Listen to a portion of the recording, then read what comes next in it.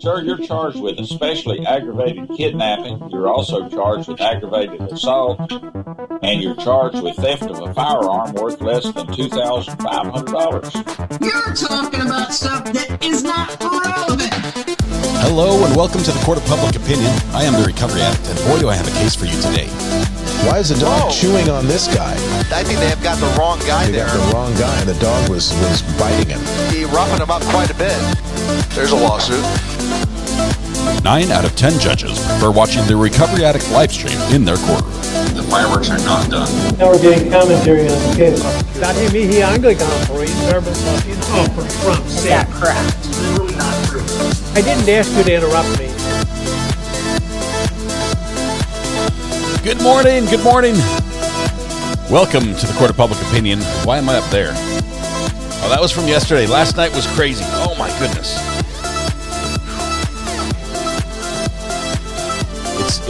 Yesterday was a wild day, to say the least.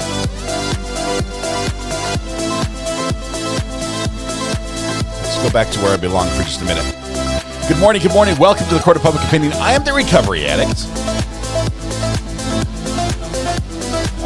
12 plus hours of streaming yesterday was wild. If you guys missed the last stream last night, oh my goodness.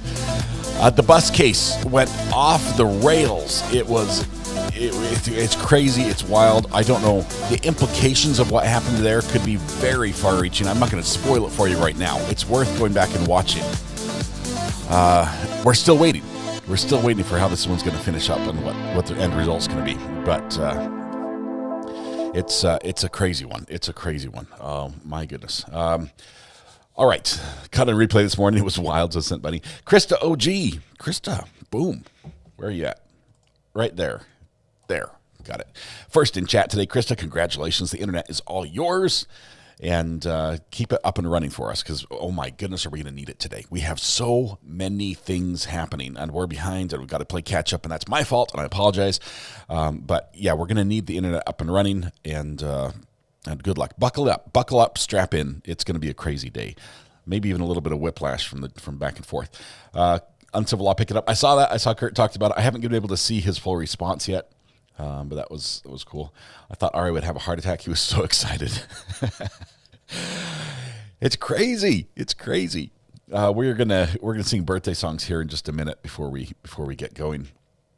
But let's go. We're ready, says Ann. We're ready. Well, we have to sing happy birthday. We can't leave people hanging out there with a birthday uncelebrated. Law Talk with Mike had the bus trail too. I saw he was on there as well. S.B. Walker, thank you very much. I love it. I love what I do. It doesn't feel like work when crazy stuff's going on. We're having so much fun together. Diana Banana, good morning, RA and friends. Proud Grizzly here, spending some time with y'all. Thanks for having me. Love when the Grizzlies come and visit. Grizzly True Crime is an amazing channel. Really impressed with what she does. Emily, learn my last name or else, says the best 12 months. You made 12 months. Congratulations. I truly appreciate this podcast and chat and so much. You all save my mental health more than you know. Love all around. I think it's mutual, Emily. It really is. It's good for me. It's good for you. I'm glad we all like it. What day is it?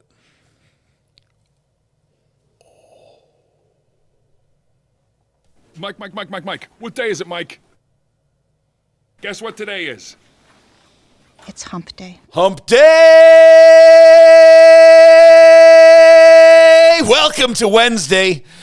Wow, that one snuck up on me. I had it was lack of sleep, I think, that caused it. But 2 thumbs up for my non-adopted child now. Thank you. Congratulations. It's hump day. We made it halfway through the work week, and the week is flying by. We've got so many things going on, which is strange because we're literally watching the clock in Verdict Watch. But speaking of Verdict Watch, we're gonna do the birthdays first. Hello, Kitty. It's your birthday. Awesome. We will sing to you. That also means it's been 12 months since you hit 50K. Wow. I think we just hit 63.5 yesterday. That was cool. And shout out to a couple great creators. Megan Fox get a huge shout out, very generous and kind words about the channel as well. So if you're here from Megan Fox for the first time, welcome. I appreciate that. I got a 9.5 from y'all. Let's see. So we have Brooke and Keely, who are twins, and Christy, and I'm going to add Hello Kitty onto this list, and we're going to sing Happy Birthday, and then we're going to start court because, oh my goodness, it's starting without us. So we're going to catch up on what we missed and then be good to go. So everybody stand up with me, take a deep breath, shoulders back, project your voice to the back of the room, blend your voice with your neighbors, warm up with me. I'd agree that everything you... That was the wrong button. Happy birthday. You look good. Warm up with me, if you will. La la la la la la la. We'll play that other song that sound later. All right, here we go. Happy birthday to Brooke, Keely, Christy, and Hello Kitty. Happy birthday to you. Happy birthday to you. Happy birthday, Brooke, Keely, Christy, and Hello Kitty. Happy birthday to you. Oh, and we're going to add Julie on. We can do that as well. We'll add Julie to the list after the interlude.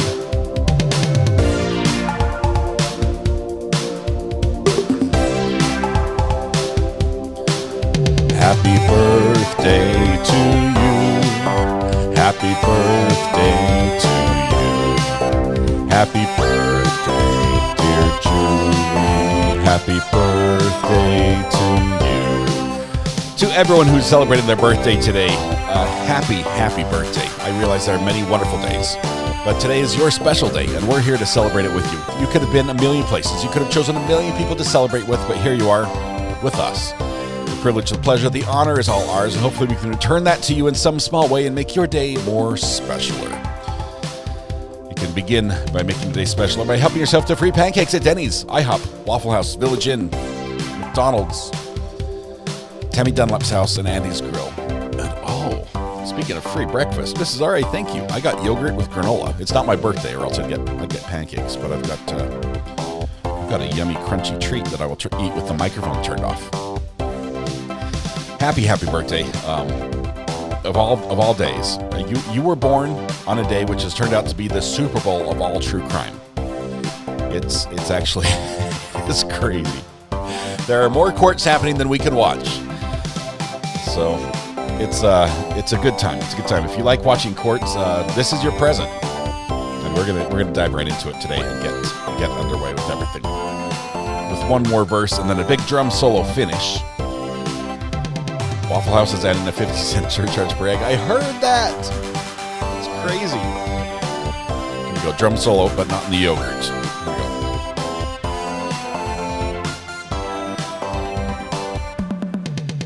go. Beautiful. Beautiful. Happy birthday, one and all who are celebrating. You wonderful people, you. And with that, we are going to jump right down to Florida, where we're going to start our day. And we've got the judge giving the jury instructions to continue deliberating, as they have not yet reached a verdict. They're beginning day 2, which will put them squarely in around the 5 hours of deliberation point now. Did you ever find out what happened to Mr. Little? Did they really forget to go live? Carter, I don't think the jury's reached a verdict yet. And I think that's the least of Thurston's problems. I think they might have some clerk issues to sort out. So, if you missed the Mr. Little bus trial yesterday, this began as a filler trial, something that Josh Hutchins found, one of our fabulous mods, and the little trial up in Thurston, Washington, in a little courtroom that's unique. We get to see the jury. We get to see jury selection. It's a lot of fun because we've got some great personalities up there that we've come to know and love, and we've watched some pretty entertaining and interesting trials from that courtroom. This bus trial that began with literally somebody charged with not behaving nice on the bus, and we're not talking swearing, yelling, playing the radio, putting the feet on the seat, spitting, none of that. He wouldn't get off the bus when the bus driver wanted him off the bus. And so he was eventually arrested. And the trial spun out of control with the verdict coming back as not a verdict. And you say, how does that happen? Well, that's what happens when the jury turns in the not guilty paperwork to the judge. The judge reads it to the court. They go to poll the jury, and the foreperson does not agree with the verdict. Houston, or in this case, Thurston, we have a problem. So just crazy. That was not the end either. What was even worse was that not only did she not agree with the verdict, but she said, the clerk told me that if we're split, like we were 4-2 in favor of not guilty, we just go with the majority. The clerk told me. Oh my goodness. How in the world, if anyone was convicted by a jury where that clerk with Ms. Thornhill and Mr. Hendry, handled Mr. the Levine case is here for the state. The jury. Anything before the you might have an jury appeal. arrives? Yes, sir. No, you are. All right.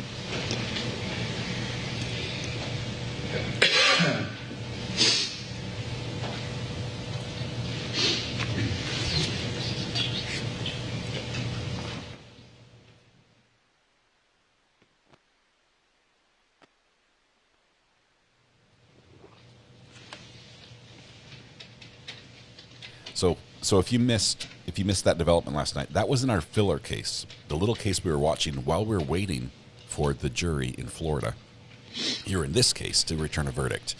That's what happened up in Washington. We are expecting right now that the jury is going to be brought in. This is first thing this morning. This happened just a couple minutes ago, so we're a little bit behind. And be instructed to continue deliberating, and they're going to go to the jury room and deliberate. Once they do that, we're going to transition over to a new case, which is just starting up this morning, which is the Megan Boswell trial in Tennessee. We'll be keeping an eye on that. We'll be keeping an eye on this. We'll be keeping an eye also on that Thurston, Washington case, because they also don't have a verdict yet. So it can be a busy, busy day. I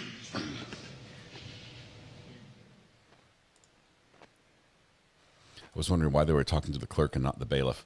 It's a little tiny courtroom, and I think the clerk performs the duties of the bailiff. It's like double duty. Thanks, Shakes. No, it's just Thurston. That court has just had it's been like a little mini Florida. And I'm sorry, Florida. I don't mean to throw you under the bus. A lot of what is strange and happens in Florida that we hear about happens because Florida is an open record state, and they do share all their dirty laundry with everybody. Thurston also shares all their dirty laundry with everybody, and that's why it seems to rank high on the strange list. But I think we're all a little bit strange in our own little way. If you went to your local courthouse and watched it as much as we watched Thurston, you'd probably see a few things too. I thought it was a mock trial. No, it's not a mock trial. Triple duty, clerk, bailiff, and jury consultant.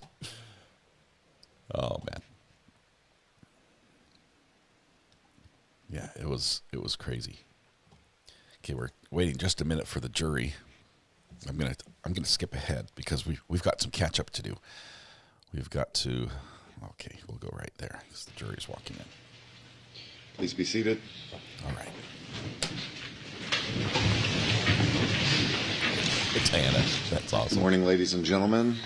We bring you in here just so that the parties can make sure that all of you have returned for deliberations, and the record will reflect that all jurors have returned. Thank you again for your service in this case. You may now retire to continue deliberating your verdict. All rise, please.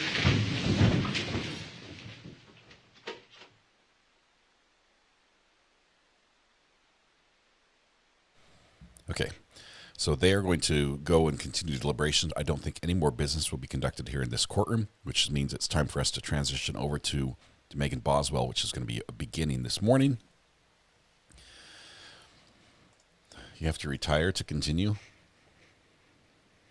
Retirement's pretty good. Get to be on the jury. We'll be in a recess awaiting the verdict.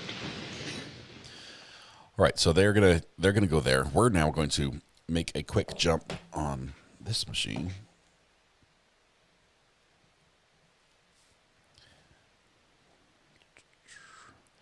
We're not going to hear anything from Thurston, Washington until about, I don't know, 10 o'clock, maybe 11.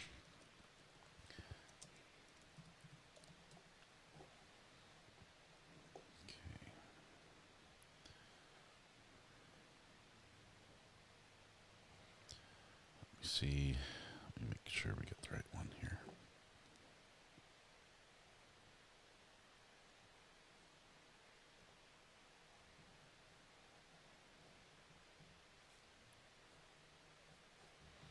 It's going to be over there.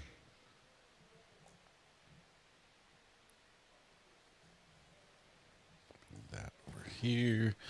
All right, we're almost set up. Give me just 1 second.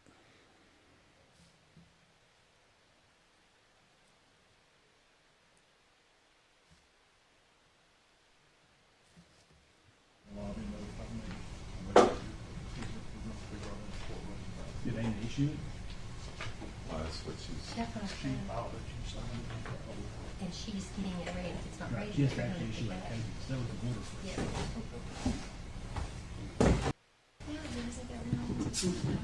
Okay. We are just a tiny bit on catch up, but we're gonna jump in here to Tennessee versus Boswell. Interesting layout of the vertical lines. I haven't seen that since I was in an auditorium designed in the 70s. So it looks like it's an older courtroom. Hot mic. I had a box in it. What happened to it? We're looking for the Kleenexes right now. Do you think we need a box down there in case the jurors need it? Yes, sir. I'll sit. I can't get a verdict clock on all these because of how I've got the system set up right now. Just know that we've got 4 hours and 40 minutes roughly of deliberation this morning at 8:30. So we're now up to about 5 hours of deliberation in the Florida case, and we don't know how many hours of deliberation in the bus case because we don't know when they went home. They don't share that information with us. Yeah, you're right. Do you care to stay in front of me? No, they're back in there. I'm going to skip ahead a little bit until we can get to where we're at because we are a little bit behind. I see you, which is great. Do you think we need a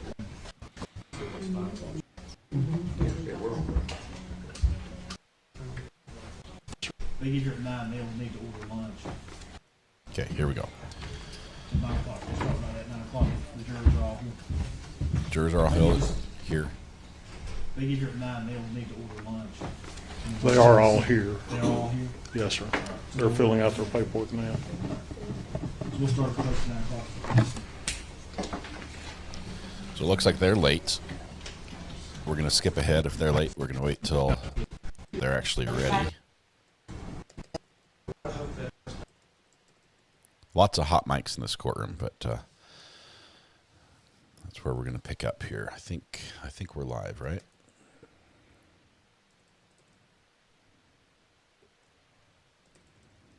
Wow. It's just we're not. There's so much dead air waiting for this to start.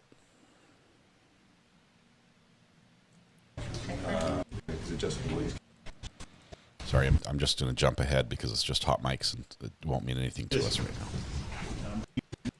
I want you to turn. Can't stress enough. There we go. How that if somebody tells me that a juror gets photographed or live streamed,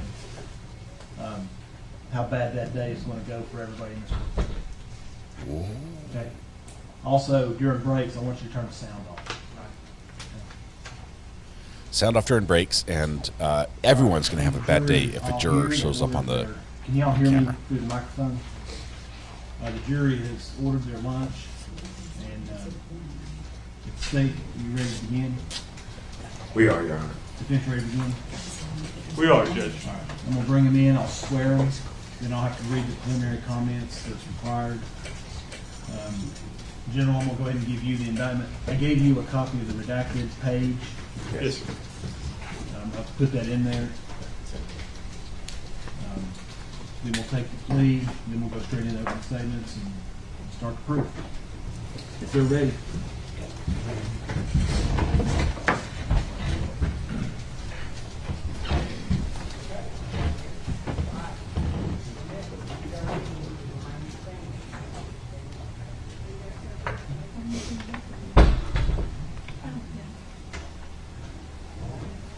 One stand, please.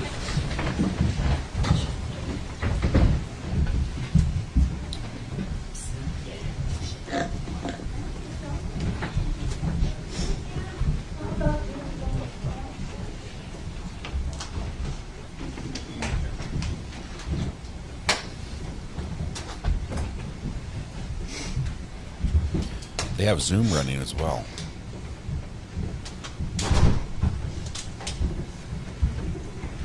You guys can be seated. The jury remains standing. Be sworn, please.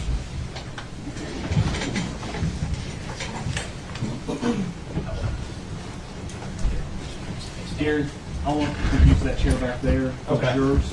And you can just sit in the roller chair down here on the flat. No, you can stay up there. While they're moving the furniture. If you'll just raise your right hand. Do you solemnly swear or affirm that you will well and truly try the issues to be joined between the state of Tennessee and the defendant and the true verdict rendered thereto according to the law and evidence, so help you God? Be seated.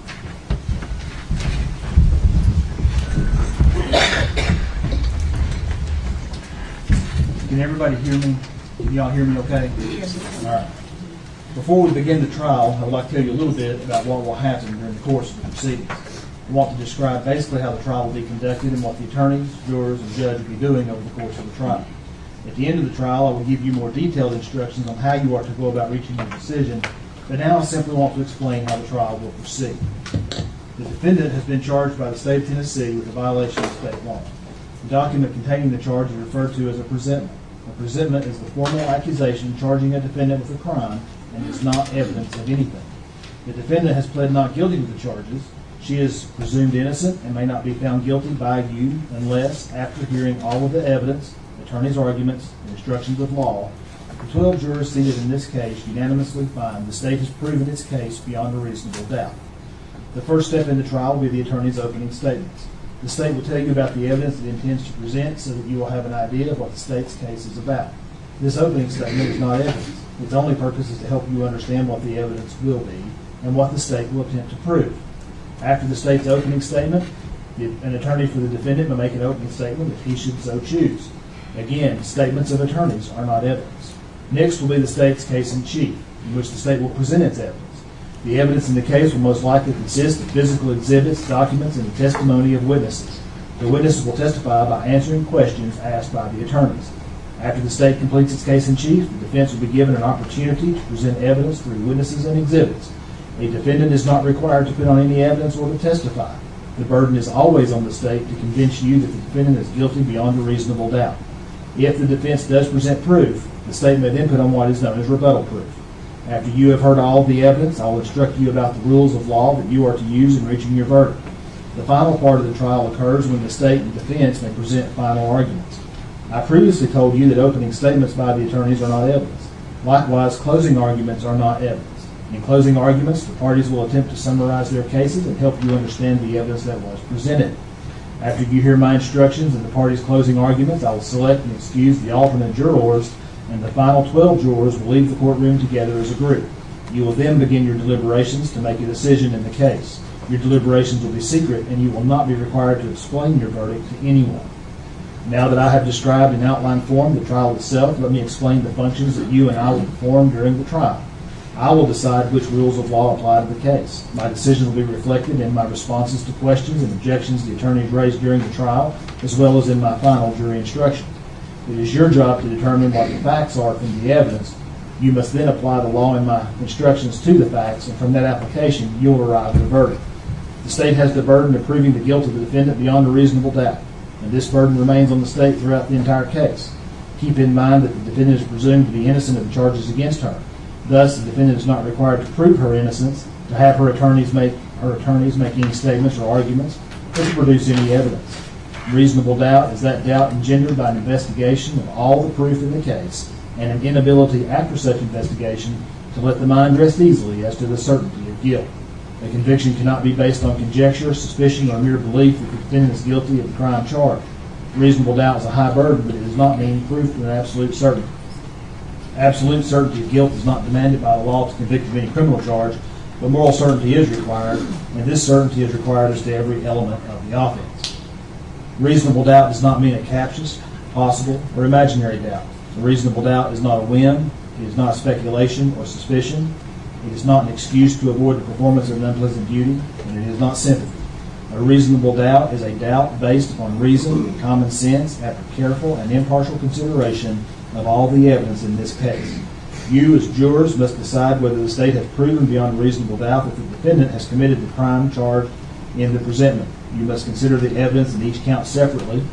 You must base that decision only on the evidence in the case and my instructions about the law. An important part of your job will be making judgments about the testimony of the witnesses who testify. You should decide whether you believe what each person says and the importance of his or her testimony. In making that decision, I suggest you ask yourself a few questions. Did the person impress you as honest? Did he or she have any particular reason not to tell the truth? Did he or she have a personal interest in the outcome of the case? Did the witness seem to have a memory of the events he or she testified about? Did the witness have the opportunity and ability to observe accurately the things he or she testified about? Did he or she appear to understand the questions clearly and answer them directly? Did a witness's testimony differ from the testimony of other witnesses? These are a few of the considerations that will help you determine the accuracy of each witness's testimony. In making up your mind and reaching a verdict, do not base any decisions on the fact that there were more witnesses on one side than on the other. Likewise, do not reach a conclusion on a particular point just because more witnesses testified for one side on that point. Your job is to think about the testimony of each witness you heard and decide the facts. Some of you have probably heard the term circumstantial evidence and direct evidence. These are the two basic types of evidence that exist in law. Direct evidence is direct proof of a fact, such as the testimony of an eyewitness. Circumstantial evidence is proof of facts from which you may infer or conclude that other facts exist. I will give you further instructions on these as well as other matters at the end of the case. Keep in mind that you may consider both kinds of evidence which are considered to be of equal value in the law. The court will not provide you with a transcript of the testimony at the end of the trial. Therefore, you must listen very carefully to the testimony. Each of you will be allowed to take notes during the trial for your own use during your deliberations. You are not required to take notes. Independent memory can be as accurate as written notes. You will be provided with paper and pen if you decide to take notes. During the course of the trial, you should not talk with any witness, defendant, or attorney involved in this case. Please do not talk with them about any subject whatsoever. You may see them in the hallway or at some other location. If you do, perhaps the best standing rule is not to say anything. You also should not discuss this case among yourselves until I instruct you on the law and you start deliberating at the end of the case.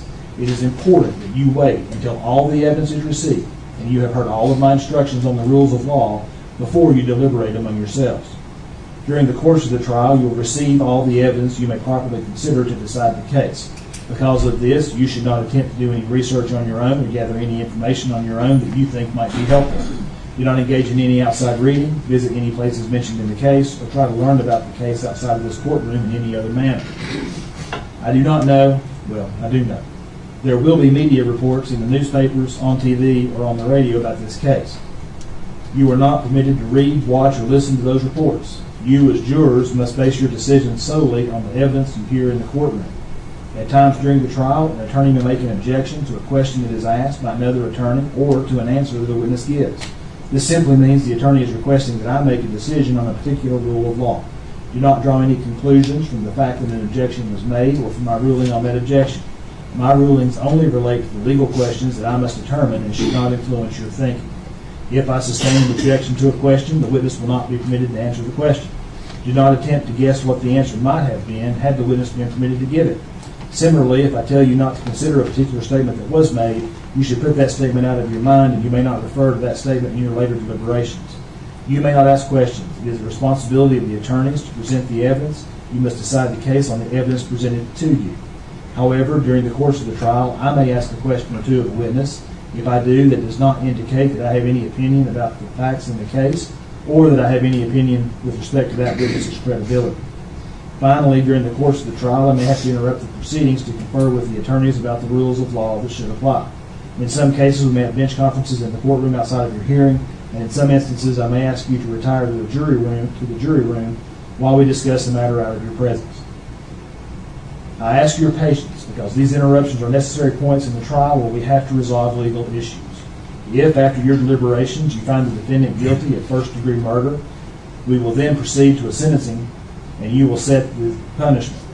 If, after your deliberations, you find the defendant guilty of any other offense or offenses, the court will set the punishment at a separate sentencing hearing. The jury will not be involved in setting the punishment in those offenses. This completes my opening comments to you. We will now proceed with the reading of the presentment. Gentlemen. Thank you, Judge. Presentment, case number S-72-869, State of Tennessee, County of Sullivan. Criminal court charge first-degree murder, count 1. The grand jurors for Sullivan County, Tennessee, being duly impaneled and sworn, upon their oath present and say that Megan Boswell, on or about December 2019, in the state and county aforesaid, and before the finding of this presentment, did unlawfully, feloniously, intentionally, and with premeditation kill Evelyn May Boswell, contrary to Tennessee Code annotated section 39-13-202A1, and against the peace and dignity of the state of Tennessee, signed Barry P. Staubus, District Attorney General. Charge felony murder, count 2. The grand jurors for Sullivan County, Tennessee, being duly impaneled and sworn, upon their oath present and say that Megan Boswell, on or about December 2019, in the state and county aforesaid, and before the finding of this presentment, did unlawfully and feloniously kill Evelyn May Boswell, a human and being, said killing being committed in the perpetration of or attempt to perpetrate the felony crime of aggravated child abuse, contrary to Tennessee Code annotated section 39-13-202A2, and against the peace and dignity of the state of Tennessee, signed Barry P. Staubus, District Attorney General. Charge felony murder, count 3. The grand jurors for Sullivan County, Tennessee, being duly impaneled and sworn, upon their oath present and say that Megan Boswell, on or about December 2019, in the state and county aforesaid, and before the finding of this presentment, did unlawfully and feloniously kill Evelyn May Boswell, a human and being, said killing being committed in the perpetration of or attempt to perpetrate the felony crime of aggravated child neglect, contrary to Tennessee Code annotated section 39-13-202A2, and against the peace and dignity of the state of Tennessee, signed Barry P. Staubus, District Attorney General. Charge aggravated child abuse, count 4. The grand jurors for Sullivan County, Tennessee, being duly impaneled and sworn, upon their oath present and say that Megan Boswell, on or about December 2019, in the state and county aforesaid, and before the finding of this presentment, did unlawfully, feloniously, knowingly, and other than by accidental means, treat Evelyn May Boswell, date of birth November 21st, 2018, a child under 8 years of age, in such a manner as to inflict serious bodily injury, contrary to Tennessee Code annotated section 39-15-402, a Class A felony, and against the peace and dignity of the state of Tennessee, signed Barry P. Staubus, District Attorney General. Charge aggravated child neglect, count 5. The grand jurors for Sullivan County, Tennessee, being duly impaneled and sworn, upon their oath present and say that Megan Boswell, on or about December 2019, in the state and county aforesaid, and before the finding of this presentment, did unlawfully, feloniously, and knowingly neglect a child, Evelyn May Boswell, date of birth November 21st, 2018, a child 8 years of age or less, so as to adversely affect the child's health and welfare, and the act of neglect resulted in serious bodily injury to the child, Evelyn May Boswell, contrary to Tennessee Code annotated section 39-15-402, a Class A felony, and against the peace and dignity of the state of Tennessee, signed Barry P. Staubus, District Attorney General. Charge tampering with evidence, count 6.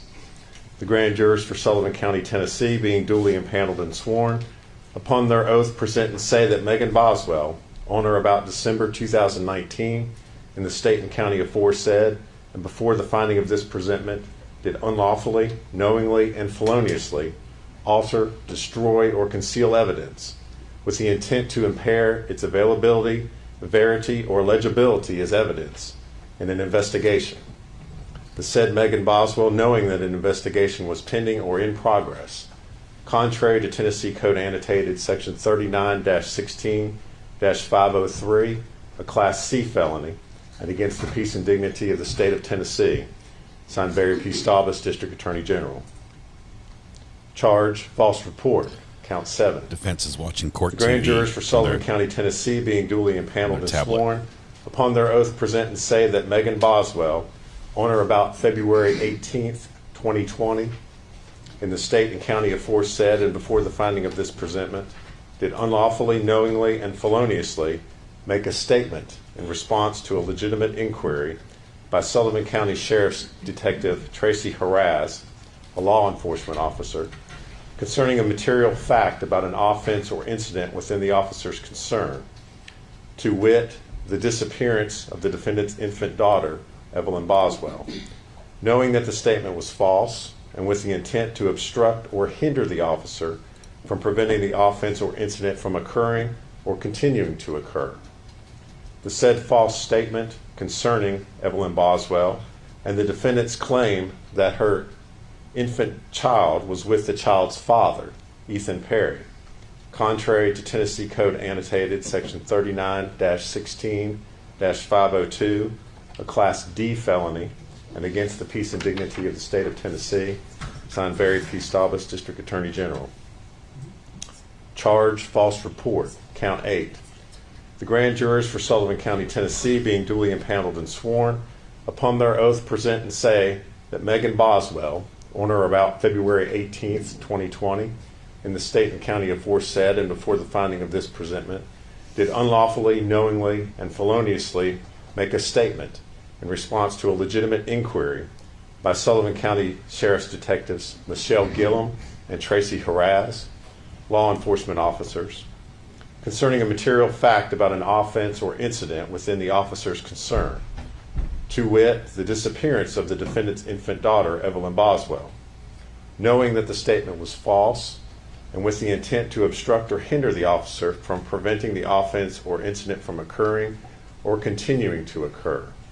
The said false statement concerning the defendant's alleged lack of knowledge of the whereabouts of her infant daughter and her alleged efforts to locate her daughter, contrary to Tennessee Code Annotated Section 39-16-502, a Class D felony, and against the peace and dignity of the state of Tennessee, signed Barry P. Staubus, District Attorney General. Charge, false report, count 9. The grand jurors for Sullivan County, Tennessee, being duly impaneled and sworn, upon their oath present and say that Megan Boswell, about halfway done with on the or about charges. February 18th, 2020, in the state and county aforesaid and before the finding of this presentment, did unlawfully, knowingly, and feloniously make a statement in response to a legitimate inquiry by Sullivan County Sheriff's Detective Lieutenant Steve Williams, a law enforcement officer, concerning a material fact about an offense or incident within the officer's concern, to wit, the disappearance of the defendant's infant daughter, Evelyn Boswell, knowing that the statement was false and with the intent to obstruct or hinder the officer from preventing the offense or incident from occurring or continuing to occur.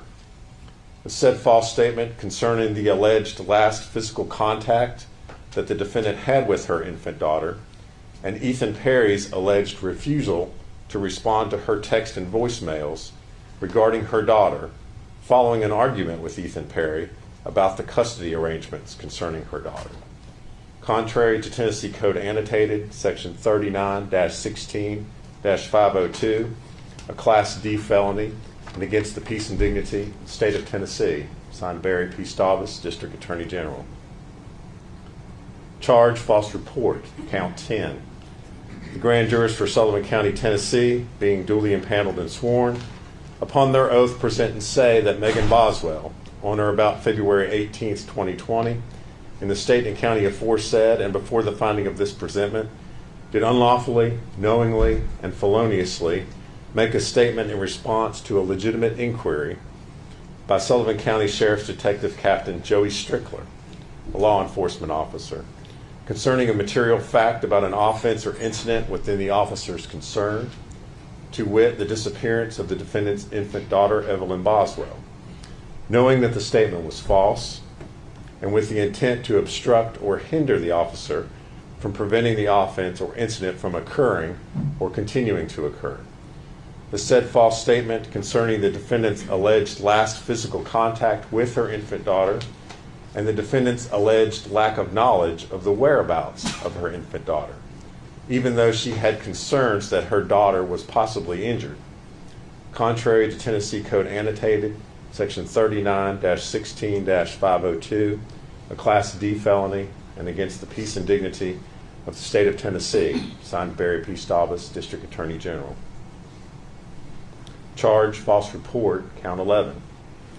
The grand jurors for Sullivan County, Tennessee, being duly impaneled and sworn, upon their oath, present and say that Megan Boswell, on or about February 19th, 2020, in the state and county aforesaid and before the finding of this presentment, did unlawfully, knowingly, and feloniously make a statement in response to a legitimate inquiry by Federal Bureau of Investigation agents Jeff Blanton and Todd Wilcox, law enforcement officers, concerning a material fact about an offense or incident within the officer's concern, to wit, the disappearance of the defendant's infant daughter, Evelyn Boswell, knowing that the statement was false and with the intent to obstruct or hinder the officer from preventing the offense or incident from occurring or continuing to occur.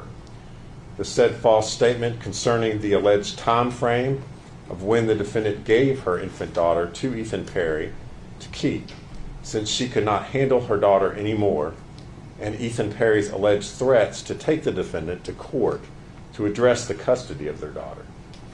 Contrary to Tennessee Code Annotated, Section 39-16-502, a Class D felony, and against the peace and dignity of the state of Tennessee, signed Barry P. Staubus, District Attorney General. Charge, false report, count 12.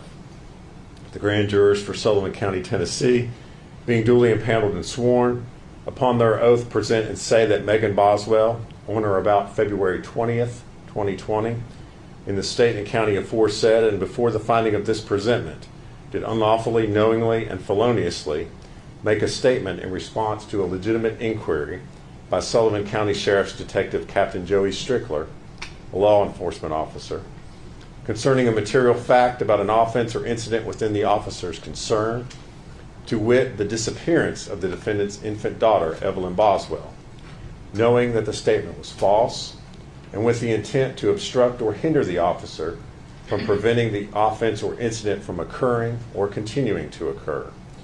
The said false statement concerning the defendant's alleged claim that she last saw her infant daughter in the custody of Ethan Perry on December 26, 2019, and that she had not contacted the police to report her missing child on the advice of Angela Boswell, the defendant's mother.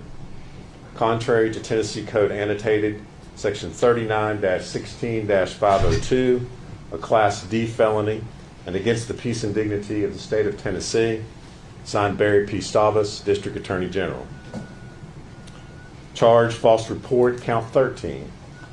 The grand jurors for Sullivan County, Tennessee, being duly impaneled and sworn, upon their oath present and say that Megan Boswell, on or about February 20th, 2020, in the state and county aforesaid and before the finding of this presentment, did unlawfully, knowingly, and feloniously make a statement in response to a legitimate inquiry by Tennessee Bureau of Investigation agent David Gratz and Sullivan County Sheriff's Detective Sergeant Matt Price, law enforcement officers, concerning a material fact about an offense or incident within the officer's concern, to wit, the disappearance of the defendant's infant daughter, Evelyn Boswell, knowing that the statement was false, and with the intent to obstruct or hinder the officer from preventing the offense or incident from occurring or continuing to occur. Most of these The charges are said from false saying statement things about concerning the defendant's mother, the baby, Angela where the baby Boswell, was. possibly having her infant daughter, but refusing to share with the defendant the location of her daughter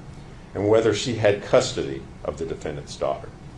Contrary to Tennessee Code Annotated, Section 39-16-502, a Class D felony, and against the peace and dignity of the state of Tennessee, signed Barry P. Staubus, District Attorney General.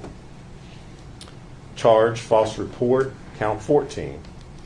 The grand jurors for Sullivan County, Tennessee, being duly impaneled and sworn, upon their oath present and say that Megan Boswell, on or about February 20th, 2020, in the state and county aforesaid, and before the finding of this presentment, did unlawfully, knowingly, and feloniously make a statement in response to a legitimate inquiry by Tennessee Bureau of Investigation Agent David Gratz and Sullivan County Sheriff's Detective Sergeant Matt Price, law enforcement officers, concerning a material fact about an offense or incident within the officer's concern, to wit, the disappearance of the defendant's infant daughter, Evelyn Boswell, knowing that the statement was false and with the intent to obstruct or hinder the officer from preventing the offense or incident from occurring or continuing to occur. The said false statement concerning the defendant's mother, Angela Boswell, allegedly having taken her infant daughter in mid-December of 2019 and refusing to tell the defendant of her daughter's location, and that she allegedly did not call the police to report her infant daughter missing out of fear that her mother, Angela Boswell, would harm Evelyn Boswell. Contrary to Tennessee Code Annotated, Section 39-16-502, a Class D felony, and against the peace and dignity of the state of Tennessee, signed Barry P. Staubus, District Attorney General. Charge, false report, count 15. The grand jurors for Sullivan County, Tennessee, being duly impaneled and sworn, upon their oath present and say that Megan Boswell, on or about February 20th, 2020, in the state and county aforesaid and before the finding of this presentment, did unlawfully, knowingly, and feloniously make a statement in response to a legitimate inquiry by Tennessee Bureau of Investigation Agent David Gratz and Sullivan County Sheriff's Detective Sergeant Matt Price, law enforcement officers, concerning a material fact about an offense or incident within the officer's concern, to wit, the disappearance of the defendant's infant daughter, Evelyn Boswell, knowing that the statement was false and with the intent to obstruct or hinder the officer from preventing the offense or incident from occurring or continuing to occur. The said false statement concerning the defendant's mother, Angela Boswell, having allegedly taken her infant daughter because Angela Boswell believed that the defendant owed her money, and that the defendant's mother, Angela Boswell, had allegedly told her that Evelyn Boswell would not be returned to the defendant until the money was paid. Contrary to Tennessee Code Annotated, Section 39-16-502, a Class D felony, and against the peace and dignity of the state of Tennessee, signed Barry P. Staubus, District Attorney General. Charge, false report, count 16. The grand jurors for Sullivan County, Tennessee, being duly impaneled and sworn, upon their oath present and say that Megan Boswell, on or about February 21st, 2020, in the state and county aforesaid and before the finding of this presentment, did unlawfully, knowingly, and feloniously make a statement in response to a legitimate inquiry by Tennessee Bureau of Investigation Agent David Gratz and Sullivan County Sheriff's Detective Sergeant Matt Price, law enforcement officers, concerning a material fact about an offense or incident within the officer's concern, to wit, the disappearance of the defendant's infant daughter, Evelyn Boswell, knowing that the statement was false and with the intent to obstruct or hinder the officer from preventing the offense or incident from occurring or continuing to occur. The said false statement concerning her mother, Angela Boswell, allegedly having Evelyn Boswell at an unknown location, and that despite the efforts of the defendant to find her infant daughter, she allegedly did not know the whereabouts of her infant daughter, and did not have any additional information to provide to law enforcement in their attempts to find the missing child. Contrary to Tennessee Code Annotated, Section 39-16-502, a Class D felony, and against the peace and dignity of the state of Tennessee, signed Barry P. Staubus, District Attorney General. Charge, false report, count 17. The grand jurors for Sullivan County, Tennessee, being duly impaneled and sworn, upon their oath present and say that Megan Boswell, on or about February 23, 2020, in the state and county aforesaid, and before the finding of this presentment, did unlawfully, knowingly, and feloniously make a statement in response to a legitimate inquiry by Tennessee Bureau of Investigation Assistant Agent in Charge, Chris Wilhoit, a law enforcement officer, concerning a material fact about an offense or incident within the officer's concern, to wit, the disappearance of the defendant's infant daughter, Evelyn Boswell. Knowing that the statement was false, and with the intent to obstruct or hinder the officer from preventing the offense or incident from occurring or continuing to occur.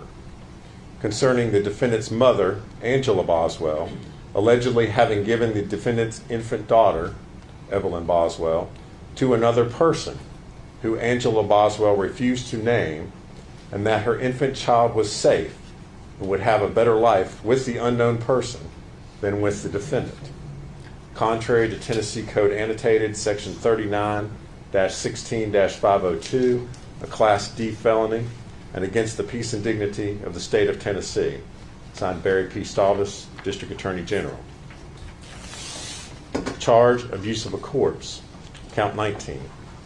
The grand jurors for Sullivan County, Tennessee, being duly impaneled and sworn, upon their oath present and say that Megan Boswell, on or about December 2019, in the state and county aforesaid, and before the finding of this presentment, did unlawfully, knowingly, and feloniously, and without legal privilege, physically mistreat a corpse in a manner offensive to the sensibilities of an ordinary person, contrary to Tennessee Code Annotated, Section 39-17-312, a Class E felony, and against the peace and dignity of the state of Tennessee, signed Barry P. Staubus, District Attorney General. Charge, failure to report a death under suspicious, unusual, or unnatural circumstances, count 20. The grand jurors for Sullivan County, Tennessee, being duly impaneled and sworn, upon their oath present and say that Megan Boswell, on or about December 2019, in the state and county aforesaid, and before the finding of this presentment, did unlawfully, knowingly, and feloniously fail to report the death of her infant daughter, Evelyn Boswell, to the county medical examiner, local police, district attorney general, or sheriff, where the death was from violence, trauma, or in any suspicious, unusual, or unnatural manner, contrary to Tennessee Code Annotated, Section 38-7-108, a Class E felony, and against the peace and dignity of the state of Tennessee, signed Barry P. Staubus, District Attorney General. True bill was returned the 22nd day of May 2024, and it's signed Sally Sierra, foreman of the grand jury. So there's the grand jury indictment. Scott, now we have. Boswell pleads each count. Defendant pleads not guilty to each and every count. She's pleaded not guilty to everything. That's in front of the jury. General, you have opening statements? Yes, Your Honor. Go ahead. And state now does opening statement. Guys, take care of yourself mentally. If this puts you in a bad spot, I understand if you need to go. I feel this is an important case to cover. Today we're going to talk about Evelyn Boswell for a few minutes.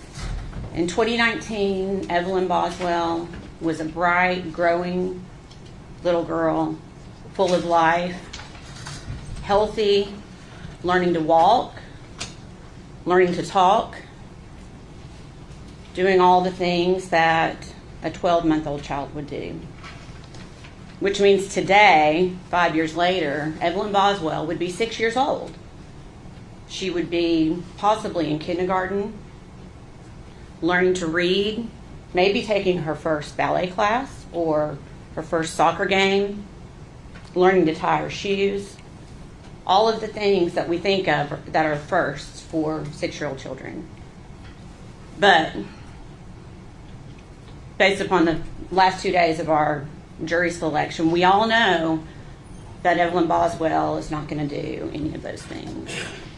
We all know that all of that was taken away from her in December of 2019 by the defendant, Megan Boswell. And her life wasn't just cut short. It's not just a tragedy. Her life was violently ripped away from her. And we can all agree that it's a shock, it's a tragedy when a child dies. It's upsetting. It upsets all of us. You'll hear phrases like "gone too soon," "what a tragedy." A child has such a life ahead of them. And a lot of times it is a tragedy. And in this case, it's a tragedy too. But in this case, it was a preventable tragedy. There's so much more to this story that you are going to hear. Because Evelyn did not have to die. Evelyn could be here today. And so today, 5 years later, we are asking you to give justice to Evelyn Boswell. During this trial, you will learn that the one person, Evelyn's mother, Megan Boswell, who was entrusted more than anyone else to take care of her, to keep her safe, to protect her, that she failed her in the worst possible way.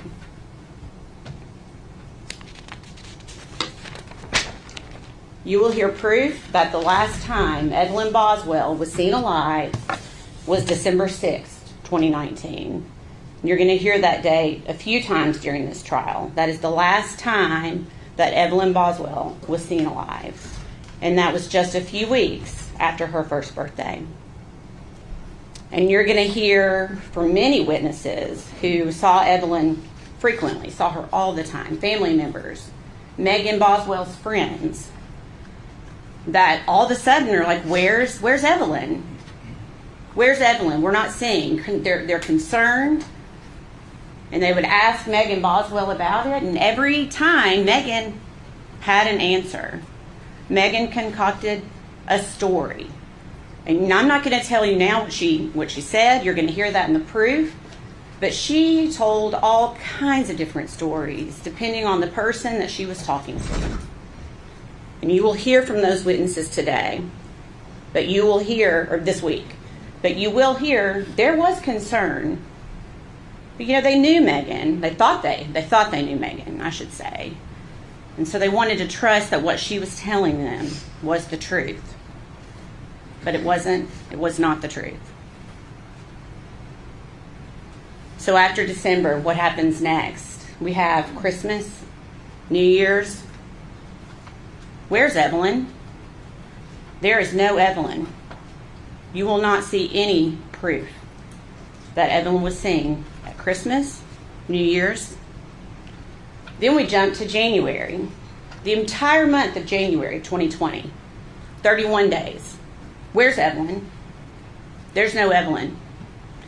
People are really starting to get concerned, and Megan Boswell continues to concoct stories of where Evelyn is to try to help people make sense so she can keep this going. The entire month of February 2020. Where's Evelyn? Again, at this point, family is really starting to get concerned that they have not seen Evelyn. And they're asking questions. Months pass. We're not talking about weeks. We are talking about over 2.5 months that Evelyn Boswell is missing. The defendant is not even just canceling her well visits. She's no-showing. She's just not showing up because she knows where Evelyn is.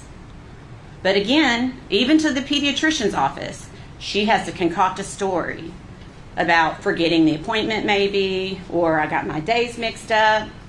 Always a story. Always a story.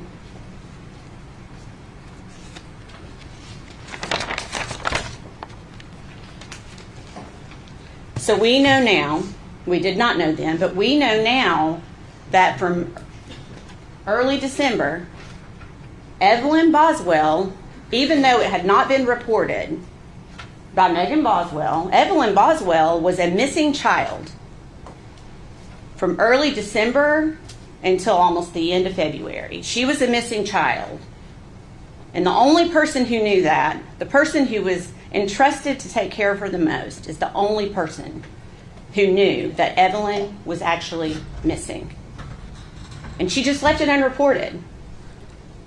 Over 2 months later, finally, Megan Boswell's dad, Tommy Boswell, finally essentially puts an ultimatum down on his daughter and says, I'm tired of the stories. If you don't show me my grandchild by the next day, I'm essentially calling the police. Well, Megan knew she could not do that, and she did not do that. And Tommy Boswell finally was the one to report Evelyn missing on February 18th of 2020. Finally, law enforcement gets involved, the Tennessee Bureau of Investigation gets involved, the FBI gets involved, all hands on deck to find this missing child. She's finally reported missing. But it's important to note that it was not Megan Boswell that reported her child missing. Megan Boswell never reported her child missing. So you're going to hear from December of 2019 until February of 2020, when it's finally reported. Is she plugging your ears? That the defendant's biggest believable story, that really is probably what kept the family from reporting earlier, is she was saying that Evelyn was with her father, Ethan Perry. And you'll hear a lot about Ethan Perry, and you'll get to hear from Ethan Perry yourselves. Ethan Perry is actually not Evelyn's father, but Megan led him to believe that he was the father. And everyone, for all purposes, also believed Ethan Perry was the father. So to the family, they're like, well, that's good. He's stepping up. The father's stepping up. That's good. We're proud of him. And that is the story that Megan Boswell told mostly to her family, to her friends. You were going to hear a lot of testimony about her just telling everyone that Ethan Perry has gotten Evelyn. First, you'll hear that they're trading weeks, but doesn't make sense because people are still not seeing Evelyn. So then Megan took it one step further, where he took her to court and got emergency custody, blaming her for something. And again, not true. There was never court. There were no documents. Juvenile court was never involved. It was just another story that Megan Boswell was telling because she knew where Evelyn was, and she had to keep perpetuating this lie. Interestingly enough, she didn't think it through completely because Ethan Perry at the time was in the Army in Louisiana. He lived in barracks, and I think we all understand and know that in the barracks there's not going to be a toddler running around. But Megan Boswell, in perpetuating that story, she didn't care. She got the entire Army involved in this to go investigate this poor guy who was trying to serve our country in Louisiana. Pulling him out of his duty, I can't imagine the chaos that caused, all because Megan Boswell wanted to perpetuate this lie. And Ethan Perry didn't even see Evelyn in December. You will hear that he came in to visit his grandparents on leave. He never saw Evelyn Boswell over Christmas or over December. And we all know why now. But at the time, Megan again tells the story, Evelyn has the flu, she can't come. And you will hear the testimony that no one, not Ethan Perry or anyone else, saw Evelyn Boswell in December. The hard part. From early December of 2019 until later when her body was found, Evelyn was always in the same place. And Megan Boswell knew that. Megan Boswell knew that because she is the one that put Evelyn there. She placed Evelyn's body in a kitchen trash can, her own trash can from her home, from the trailer that she shared with Evelyn. And she hid that trash can in her own childhood playhouse on her father's property, a playhouse that you will see no one has been in for a very long time, and that it was Megan's. It was personal to Megan, not to anyone else. And you're going to hear that Evelyn was put into the trash can upside down is the best way to describe it, head down, in a bag of trash filled with food debris, broken eggs, her body just placed in there by the defendant. You will see that there was a blanket tightly wrapped around Evelyn's body, pulled up over her face, and quite a bit of aluminum foil then wrapped around her head.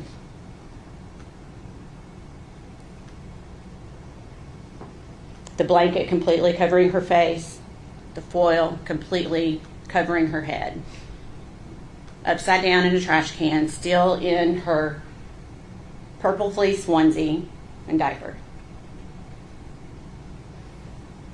And as terrible as it is to say, you are going to hear that she just wasn't placed in the trash can, but then another trash bag was placed on top of her. And that trash bag was shoved down into the trash can, compressing Evelyn into the trash can. That's what we're dealing with today. And you're going to hear proof that directly links only one person to this crime, this horrendous crime. You are going to hear that the only person linked to this crime is sitting at this table right here. You are going to hear it from many witnesses. You're going to hear all of the stories that she concocted, the lies that she told, and you're going to hear forensic evidence that links the defendant, Megan Boswell, and only the defendant, Megan Boswell, to this crime. Hey, kids in the back of the car, I need you to stop fighting. Please stop fighting. One step further. Mom's trying to drive.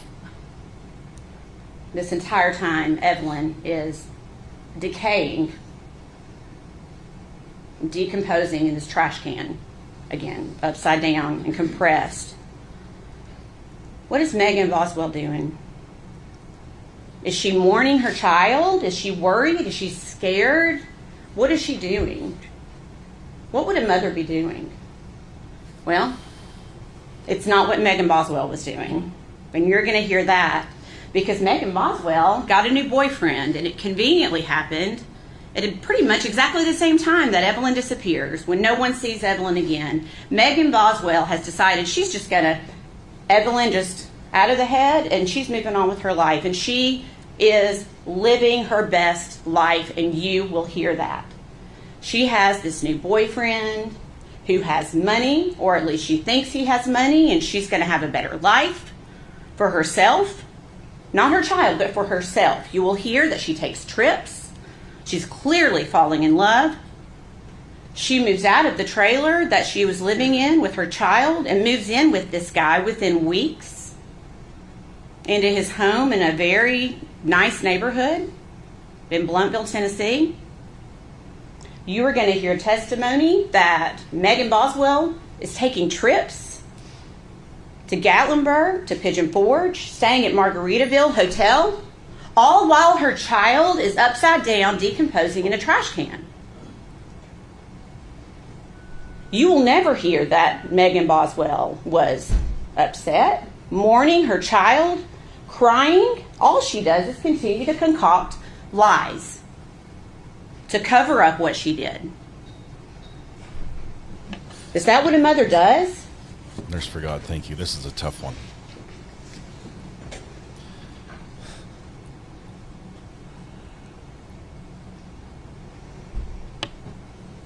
So you will hear that when Tommy Boswell reports, it's essentially all hands on deck with law enforcement.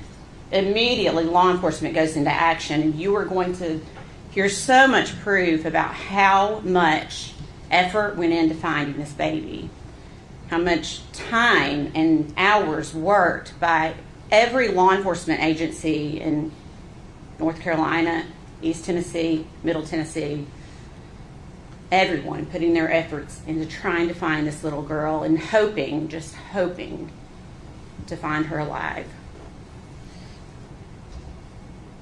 So then Megan Boswell then, of course, comes clean, right? Once law enforcement's involved, because Megan knows where Evelyn is, so she's gonna tell law enforcement, right? The answer is no, and you probably can gather that by General Harper reading the indictment for about 40 minutes this morning. Megan Boswell continues to perpetuate her stories, concocting anything, blaming anyone else, Ethan Perry, for a day, 2 days. She continues that story of Ethan Perry. Then you'll hear she admits that's not true. So then she tries to blame her mom, her own mom. She decides to try to blame to try to get out of this because she knows this snowball is rolling down this hill and she's trying to stop it the best she can. Why is she doing that?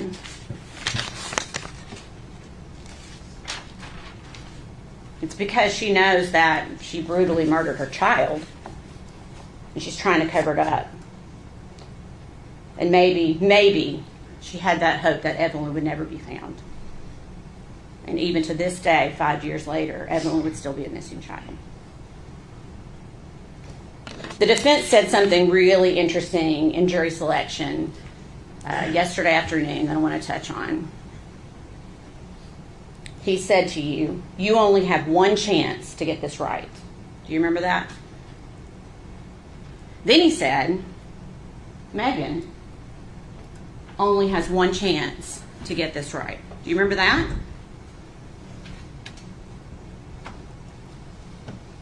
I submit to you, Megan Boswell has already had her chance. She was gifted with a beautiful child, a healthy, vibrant little girl. Evelyn was perfect. Megan Boswell already had her chance. So today is Evelyn's chance. Today is our chance to get it right, not Megan's. Today's our chance to get it right for Evelyn. I know this is not easy for any of you. Thank you for serving. I promise you that this is not easy for any of us. It is not easy for any of us. But it's so important for us to be here today. You know you're going to see pictures that you don't want to see. You know you're going to hear things that you don't want to hear. But that's how we tell Evelyn's story. What she endured before her death, during her death, and even after her death.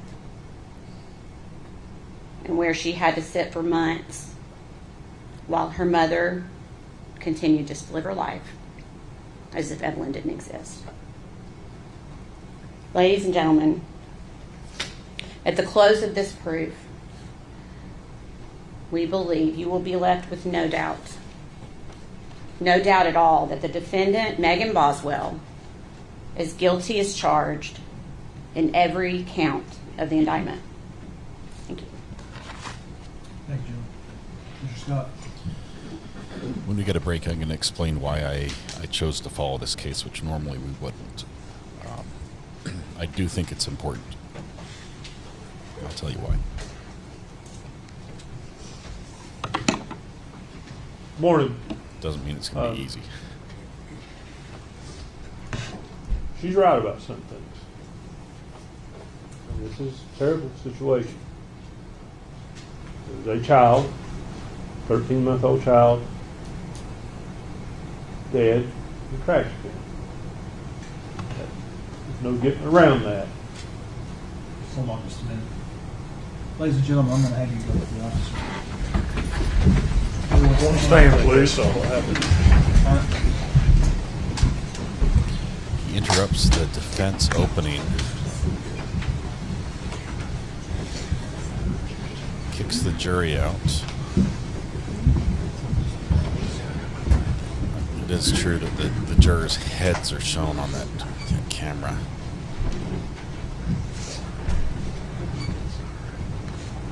The judge doesn't like something that's happened. Defense doesn't even know what it is. You may be seated, thank you. Who are you with? Kingsport Times News. All right. Are you the designated still photographer? Yes, sir. If that flash goes off again, you'll have 10 days in jail. I'm sorry. The order's very clear. Yes, Your There'll Honor. be no lights, there'll be no flash.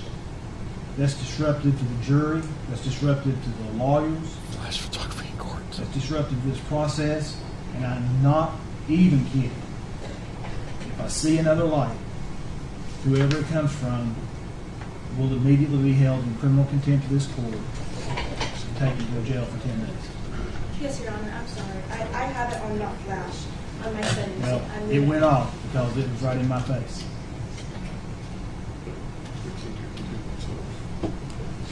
Now, I got a feeling that one or two of them is going to go to the bathroom, which will mean it's going to take us probably 15 minutes to get started. So we'll take about 10 minutes. So Court stands in recess. the camera wants to pan to the photographer. Ooh, the designated still photographer. This is the way it works. Let me sort of fill you in on this. When media requests access to a courtroom, the judge has specific rules that are unique to that courtroom. And they're general rules that almost every courtroom has, like you don't film the jury, audio should only be live when the judge is on the bench. But there are also very common ones are there's going to be one designated video camera and one designated still camera. So even though there might be 50 news outlets at a location, interested in that, there's one person who's running the camera, and they then share the footage with everybody else. It's called the media pool that we participate in. That designated person is responsible for doing everything right, and the still photographer just set the flash off in the courtroom. No courts allow flash photography. I haven't seen a single one that allows flash photography. It is disruptive. It's no good. She flashed the judge right in his eyes. Oops. So a quick break for that. Let me now explain. First of all, this is going to be a really hard case. I think it's going to be. I think it'll be hard for all of us. The reason I think this is important, we typically don't follow cases involving children because it is so hard for so many of us. There are so many people in this community who have who've lost a child, who have struggled to be a parent as far as getting pregnant, and not having that option and always wanted to, and when you walk in and hear a case like this, it's devastating. But I chose to follow this one because, first of all, because this case did bring about some change in the law, in Evelyn's law, and we, as we watch court, I always like to stop and think and say what should we be doing differently, and I realize there's nothing that we can do for Evelyn right now that would change what happened. We can't take that back. But the sad fact that none of us want to think about and closing our eyes does not make go away is that there are other children in this same situation. And I think we need to be aware of that and see it for what it is, and even see some of the warning signs so that if this is happening, because sadly, if it's happening in our neighborhoods, it's happening in our communities, And I think it's not enough to just say, hey, that was bad, that shouldn't happen. I think we need to, think long and hard and deep about what we need to do or what needs to be done at a local or community or government level to help prevent this, because the kids can't prevent it themselves. I do think, I trust the justice system that there will be justice here. I don't know the facts of the case. I know as it's laid out, it sure looks like Megan has an uphill battle in defense, but there may be facts that are laid out that we're not aware of that might change our perspective. We've seen that in court before. I'm not holding my breath for that, but that might still happen. So I do want to see the justice is carried out in this case, but at the same time, I feel like, in a way, me choosing not to follow a lot of these cases because they involve children was sort of putting blinders on to say this isn't happening. And although we're not going to follow many of them, I do feel occasionally it's important that we do. So hopefully that explains just a little bit of why I chose to follow this case. It is going to be hard. It's going to be hard for me. I know it's going to be hard from the community. I've heard from countless people who, and I 100% support, who have said, this isn't the right case for me. I can't be here for that one. And I support you 100%. Do what is right for you. And if that's watch another case or not be with us for this trial, 100% support you. I'd ask that you also just, even if you're not here, just be respectful of my decision and why I think it is important for me, at least. Even if you don't share that same perspective. We'll be watching another trial after this one. That we'll be back again, and as always, we can look at the same issue and see it differently and disagree and still be friends. So I appreciate everyone being respectful in chat. We ask that you continue to do that without any name calling or anything.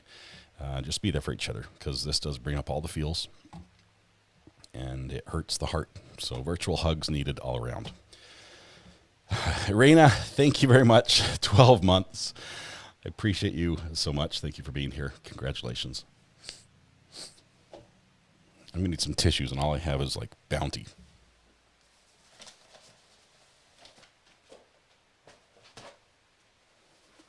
The quicker picker-upper for the win. Not a sponsor.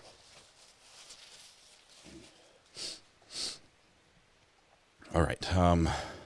Bug Dugger, we've had a couple very generous people here already. Let me go back and recognize them. We've had, this community is amazing, first of all. If you're new here, please know that this is the best place on the internet to watch true crime, and that's because of the community, the amazing people that are here. Let me just give you a little taste of that. Kim R. gifted a membership. Thank you so much. Emily, 12 months of support. Thank you very much. Hello, Kitty. Happy birthday once again. Glad we could sing to you this morning. Katie Russin, good morning. Seems like we were just here. Happy Wednesday. It was a late night last night, but it was good. Beth Gish, member for 23 months. In one more month, you're going to have a beautiful new colored courthouse by your name, and it's going to be wonderful. That's your lucky number, 23. Oh, Celia, welcome to the gallery. I love that orange courthouse as well. Pantoufle, thank you for reminding us to share the picture of Evelyn. I'm going to see if we can get some better ones to share other than just the missing poster. There are some beautiful pictures of her. She was just a beautiful little soul. Screams with Sam, a member for 14 months. Thank you, RA, for everything you do. I love being part of this community. Greeners gifted 5 memberships. Thank you, Greeners. Nurse for God came in with 21 months on the jury. A wonderful support. Nurse for God has been generous for a long, long time. Not just of our channel, but supportive of great creators all over LawTubes. Thank you very much for that. Nurse for God also gifted 5 memberships. Katie Bug, welcome to the gallery. Nurse for God comes in with a super chat. Big snuggle hugs to RA in chat and Mrs. RA. Thank you. We appreciate that. Selena K gifted 5 memberships. Thank you, Selena. Katie Bug, member for 5 months. Says, late. Hello, I'm back. It's okay. You're here. That's what matters. Francis Fitzgerald comes in and says, thank you for giving so much for your time yesterday. I had so much fun yesterday with you guys. Thank you. If you missed the last stream last night, that was like a kid at Christmas. I was having so much fun on that one. Rick Groover, member for 14 months. Keep up the great mission, RA. Thank you, Rick. Rebecca, who goes by Bite Me. She counts mosquitoes for a living. That's why it says Bite Me. If you're new here, you might not understand that, but Rebecca has been a longtime supporter as well. One of our OGs. Buttercup, her dog, sends butter sugars to everyone that needs them during this trial. Thank you. Snarky Old Lady, member for 6 months. This case is just so sad. It is terrible. Selena K says, thank you, RA, for covering this. Nurse for God says, I'm so sorry, RA. Thank you. Thanks for being here and making it possible. Greeners. Greeners, if you want a good laugh, watch for Greener's comments in chat. He's one of our his sense of comedic timing is impeccable, and it's almost always spot on. We almost never have to time him out. But so what are you in for? Flashing the judge. Talking about the reporter who's had the flash photography. Raina, member for 12 months. Thank you very much. And also gifted 5 memberships. Appreciate that. Katsy, member for 13 months. Welcome to the gallery. Bug Dugger, 5 gifted memberships as well. Thank you, Bug Dugger, for your generosity today. Shark gifted 5 memberships. Dizzy Grenade, member for 10 months. Thank you. Thank you. Marianne R, also a member for 10 months. Erica, look at that. You've got your 12-month courthouse. It's orange. It's wonderful. It's beautiful. Rose with Thorns, member for 7 months. Thank you for all you do, and thank you, mods. Jennifer Adams, a member for 21 months, one of our OGs. So difficult. Hugs to everyone. Thank you very much, Jennifer, for that. Lori, welcome to the gallery. Nicole P, member for 18 months. Welcome to the gallery. We all appreciate everything you do and share with us. I'm so glad I found you 18 months ago. Nobody else I'd rather support. Nicole, thank you. You guys are sending these messages faster than I can read them. Newbie, but it feels like family, says Kamala Juliana. Is it Julie? I'm terrible with names. Juliana Gonzalez, member for 4 months. Thank you, Camilla. Camilla? Camilla. I think it's Camilla. I apologize if I got that wrong. Correct me, and I promise I'll forget it as well. Tammy E, member for 5 months, and hugs and loves to all. Thank you. Lisa Dempsey gifted a membership. Thank you. Evangeline Light. Thank you, RA. It's horrific, but so needed. True Crime Junkie, member for 15 months. We're seeing around the courtroom right now. It is a lot of family members there, and people probably out on break as well. I'm pretty sure this courtroom is going to be mostly packed for the majority of this trial. Glad to be back for this trial. I had to take a mental health break. Watch Dr. Phil for a couple of weeks. That's awesome. I'm glad you did that, True Crime Junkie. Welcome back. Andrew C. gifted 5 memberships. Thank you, Andrew. Future member for 21 months, another OG. I see that pink courthouse on the horizon. Thanks for being amazing. RA, your compassion, empathy, and kindness and awesome AV skills are a blessing. Thanks for the kind words, Future. Appreciate that. Wouldn't be the same without you here. Karina Bowman gifted a membership. Thank you. Kite, member for 15 months. Thank you for all your time and hard work covering cases. The best place to watch cases. Thank you, Kite. Thank you for the kind words as well. Free to be member for 22 months. It's coming very close to the new courthouse. Free to be in the house. Super T gifted a membership. Roro gifted 5 memberships. As I was saying, if you're new here, this is a wonderful community. Hopefully you feel welcomed. The only thing I feel bad about is when we first started live streaming a little over 2 years ago, I was able to talk to everybody. I mean, by everybody, I mean it was a small enough community that I could welcome everyone by name when they came into chat. And I've loved the growth, but that's the piece that's gone away that I'm not able to do anymore because it's too fast. We have to put slow mode on just so the screen doesn't go so fast that we miss comments. And I do apologize. I wish I could still have that piece of chat that was so much fun when everyone got to be seen and I could answer everyone's questions at the same time. I do my best. You don't have to give a super chat to have a question answered, but if you have something important related to the case that you'd like to bring up, I will try to answer it. If you tag me in chat, just put the @Recovery Addict, and it will show up in orange on my screen, so I'll try to get it there. Oh, let's see. Did we get everybody? Lisa Pye gifted a membership. Lindsay Bay says, dang, missed the verdict music. I'm assuming always miss the big stuff. No, Lindsay, you need to go back and watch. Okay, this is crazy. Last night in the bus trial, the little one-day case, there was a verdict read in court, but there was not a verdict. And how that adds up, it's going to blow your mind. We are still waiting for the jury in that case, even though the judge did read a verdict. And we're also wondering what happens with all the other cases where there was a guilty verdict returned with that same clerk in court because some crazy things happened.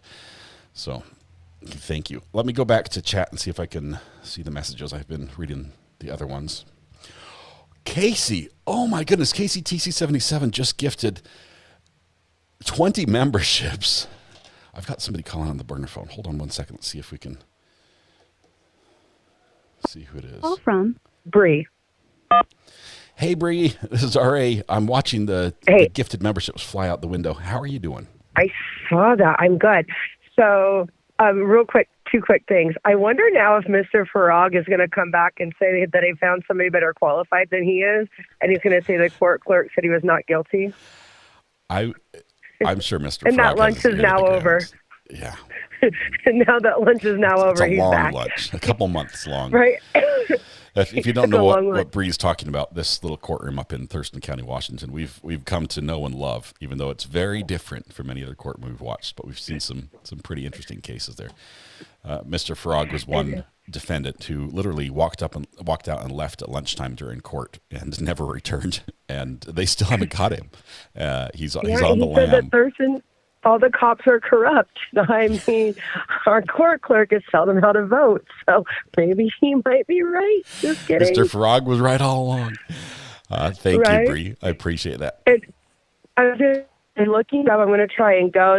I'm sure everybody's seen the viral video of the Albuquerque, of course, courtroom where the girl's uncle attacked the guy who supposedly unalived her. We watched that yesterday, just briefly, right when it popped, and crazy court. No audio. It's just a brawl in the courtroom. Yeah. There's just a pile of bodies and arms and legs swinging with a bailiff at the bottom. See if I can get, and see if I can get in for that trial possibly, and if it's going to be aired, maybe we can stream it. And the last thing is, I know y'all noticed my name change, and I just have to live my fun Karen Reed life. And so I'm Breezy #value, not hashtag, in my rehomed era.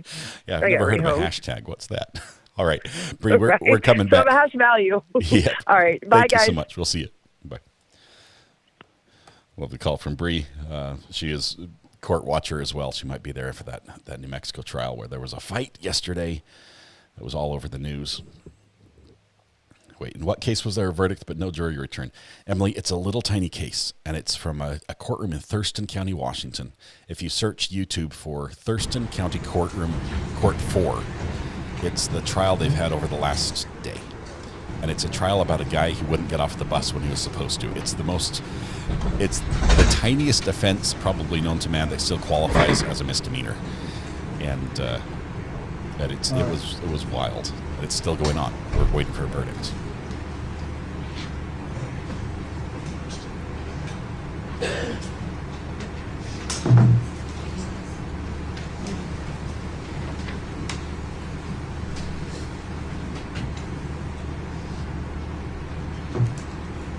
Whoever's muting the Zoom, stop.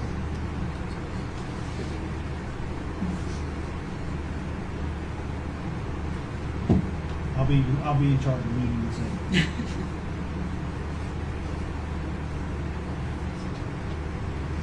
Kurt, I saw you did a little video on that. That is awesome. Thanks. If you haven't seen Kurt's take, I haven't watched the whole thing yet. I still need to. The jury didn't know what unanimous meant. Please.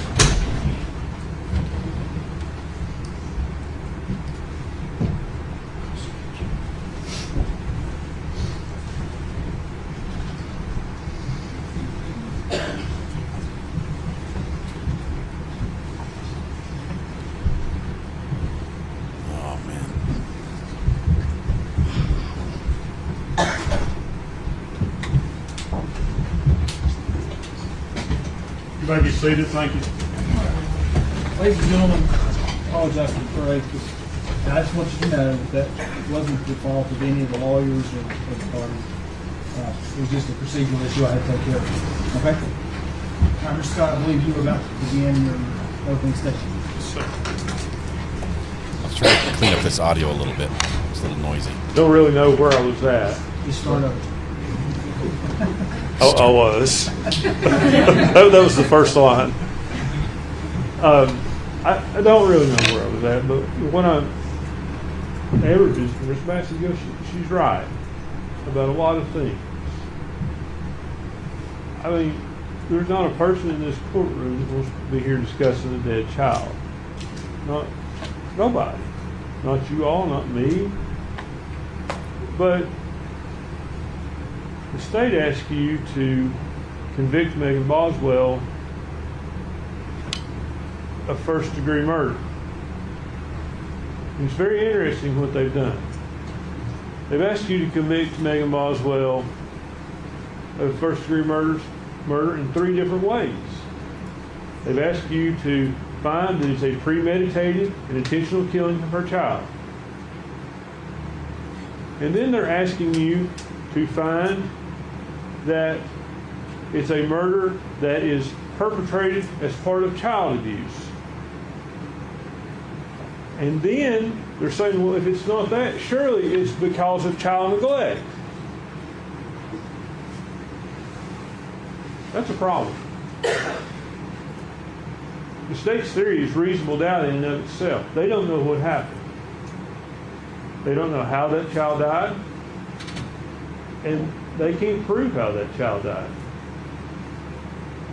I expect you'll hear from a couple of different medical examiners who come to somewhat the same conclusion, but one medical examiner, I think you'll hear from her, and she has a very interesting theory. But I would suggest to you that her theory is flawed, and the proof will show you why it's flawed. Just like yesterday I was talking about in voir dire, I think I asked a couple of you about the scientific method. And if you put in incorrect data, would you get incorrect results? And you will, if it's data significant. The state asks you, I anticipate this medical examiner, based on her testimony in another hearing, is going to say that this child was alive when it was placed in the trash can. But then again, the state says Megan's guilty of abuse of a corpse. Those theories are not consistent. They're not consistent with this. What the state hasn't talked to you about is the possibility of what if this was accidental? What if Megan or Hunter Wood rolled over on that child in the bed? And I find this unreasonable, honestly. I find it unreasonable that you roll over on your child in the bed and you don't call 911. But I'm 49 years old. I practiced law for close to 25 years. Mr. Harper talked about yesterday how your life experiences are different. Well, mine are certainly different than Megan's. When this child died, she was 18 years old. Now, you heard about what a great father Tommy Boswell was, and how involved he was. What you didn't hear is Megan had that child because while she was in foster care. That's how involved Tommy Boswell was. She was in foster care when she had the child. I think you'll hear a lot in this trial about how she came up. And I like to tell people, and I do tell people, I've never had a hard day in my life. I've never went hungry. I've never not had a place to live. I've never fought a war, and I've never lost a child. And I can't put myself in the position of someone who has lost a child. But that's what I'm going to ask you to do. Put yourself in Megan Boswell's position. She's 18 years old. She's got an older boyfriend. We expect the proof will be that he tells her, don't involve me with this. I don't want to be involved. Because they're scared they're going to get charged with something. That's going to be the proof in this case. And my reaction and your reaction would be different. I would certainly call 911. But I'm not 18 years old. And sometimes I think back to myself and I say, I would have called 911 at 18 years old. And I probably would. But I know a lot of people at 18 years old that wouldn't. Their life experiences are different. Their maturity is different. If any of you have kids, some of you probably know that.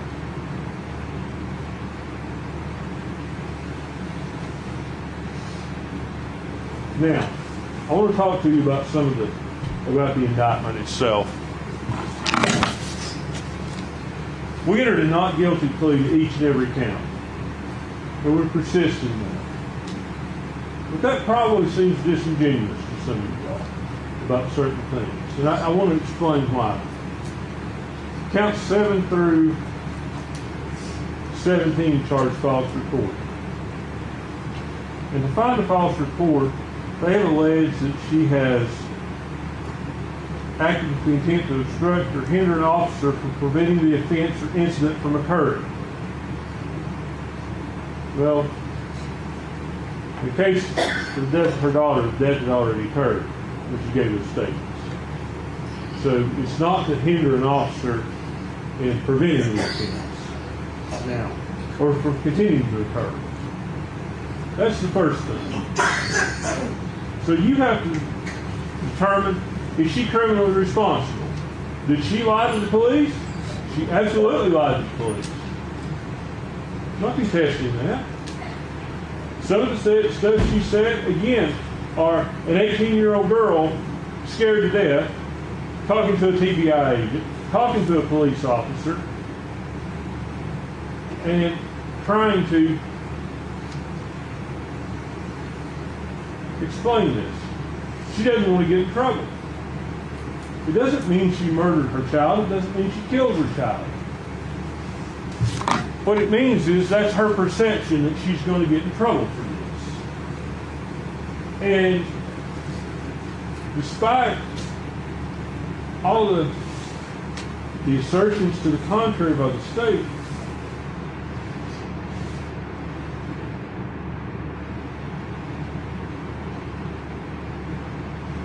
this is a trial, and I want to choose my words carefully. Ms. Massengill talks about Evelyn. How to get this right for Evelyn. Get justice for Evelyn. Now I want you to hear me out before you judge my statement. There's nothing you all are going to do that's going to change anything for Evelyn.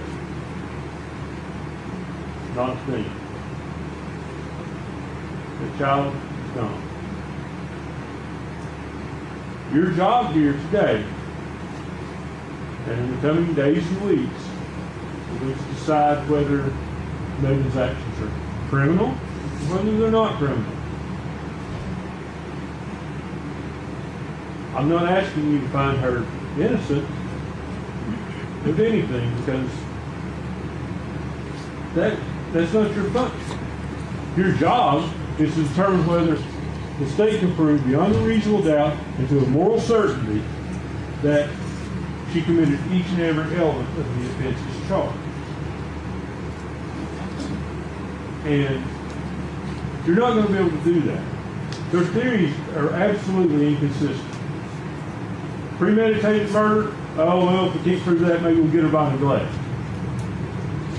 And I would suggest to you that the investigation into this case, once it focused on Megan Boswell, it focused on Megan Boswell.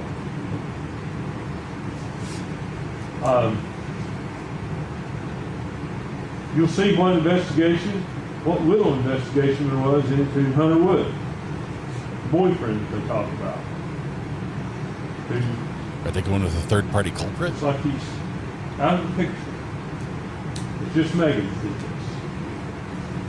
But we expect the proof will show you that he was involved with it, that he placed that baby there, that he had access to that property,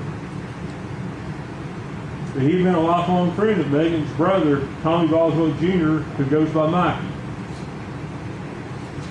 He knew where that stuff was. Now, there are other things about the body and how it was found that will come out in the proof, and I'll bring those to your attention later.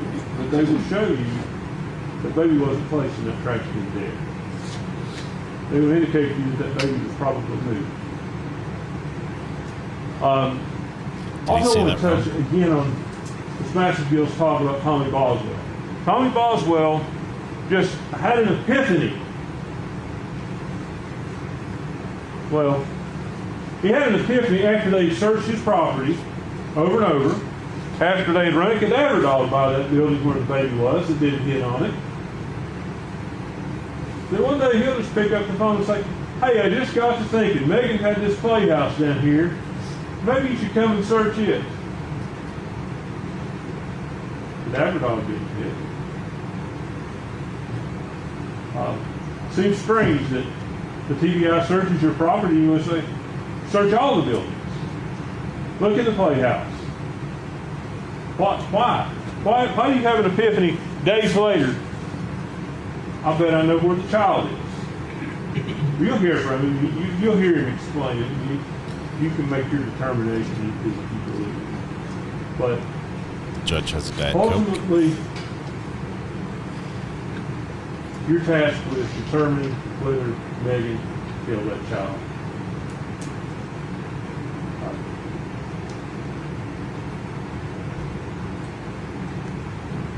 The child could have died sudden death syndrome.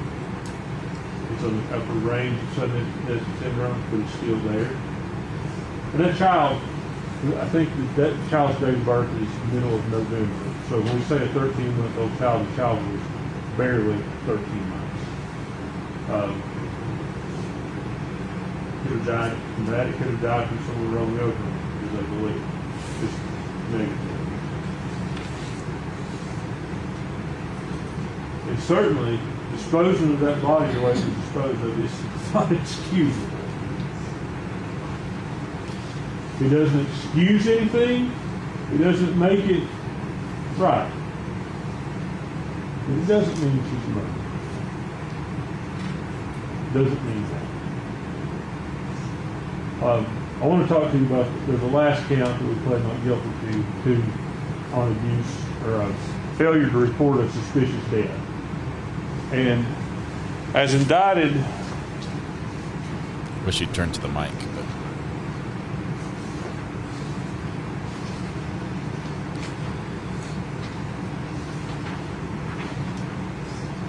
the state chose to indict that where the death was from violence, trauma, or any suspicious or unusual or unnatural manner. Now, I can't deny she didn't report it. She didn't report it. There's no denying that. But what I would tell you is what that indictment leaves out is a key part of that statute. And had it included that, I would have pled guilty, had her plead guilty to that. And that talks about where the unexpected death of a child that's in good health or sudden if death syndrome. Had that have been included, she would have stood up and said, I'm guilty of that, I did that.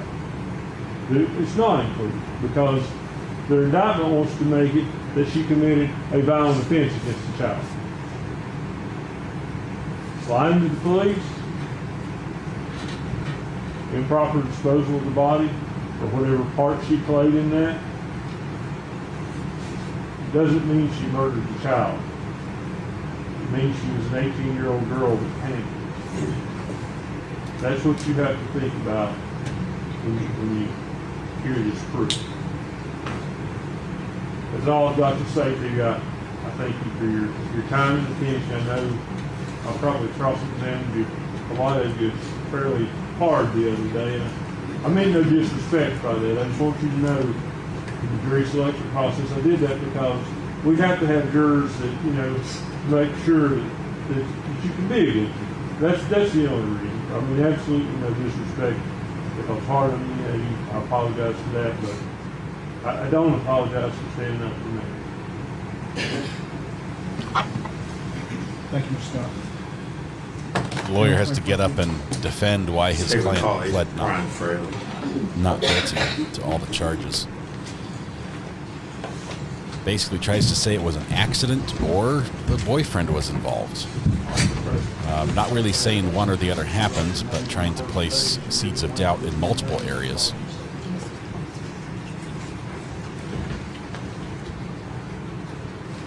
And it is sort of hard to swallow that she pleads guilty to every single charge.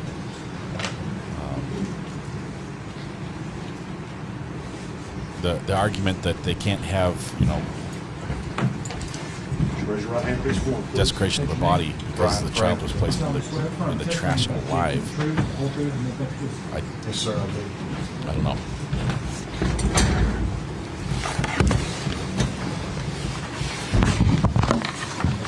The child was 13 months old when this happened, right? Good morning. Good morning, sir. If you would introduce yourself to the jury, please. Good morning. My name is Brian Fraley, and I'm a special agent with Tennessee Bureau of Investigation. All right. Agent Fraley, how long have you been with the Tennessee Bureau of Investigation? 19 years. All right. What is your current position or assignment there?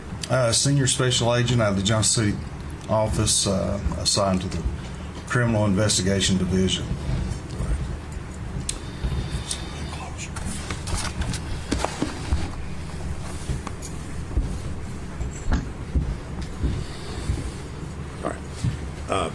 What's he doing? Agent Fraley, were you called upon to assist in the investigation into the disappearance and subsequently the death of Evelyn Boswell? Yes, sir, I was. All right. And do you remember when that was that you were called out to assist in that? Yes, sir. It was February 19th of 2020. Okay. And what was your role when you first got called out?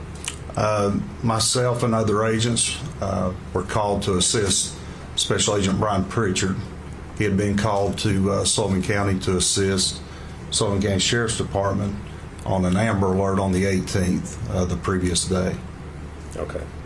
And so when you were first called out, this investigation was in regards to a missing child. Is that correct? That's correct. Special Agent Pritchard had been contacted on a missing person case that involved Evelyn Boswell.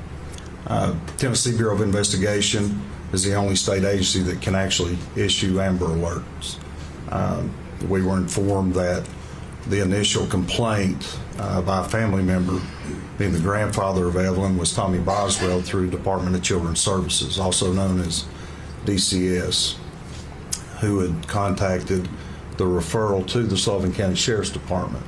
Sullivan County Sheriff's Department got that referral, contacted us, and Special Agent Pritchard responded after going through a checklist that is required.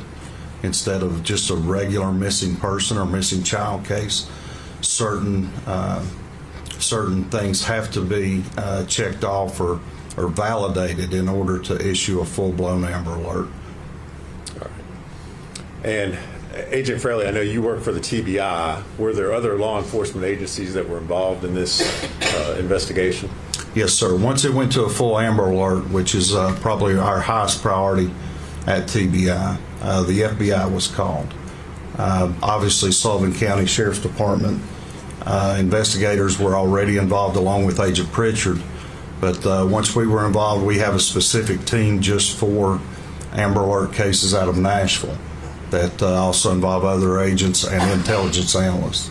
The FBI has a specialized team of trained agents called a CART team, and that's a child abduction response team. And these agents are experts in child abduction, Amber Alert type cases.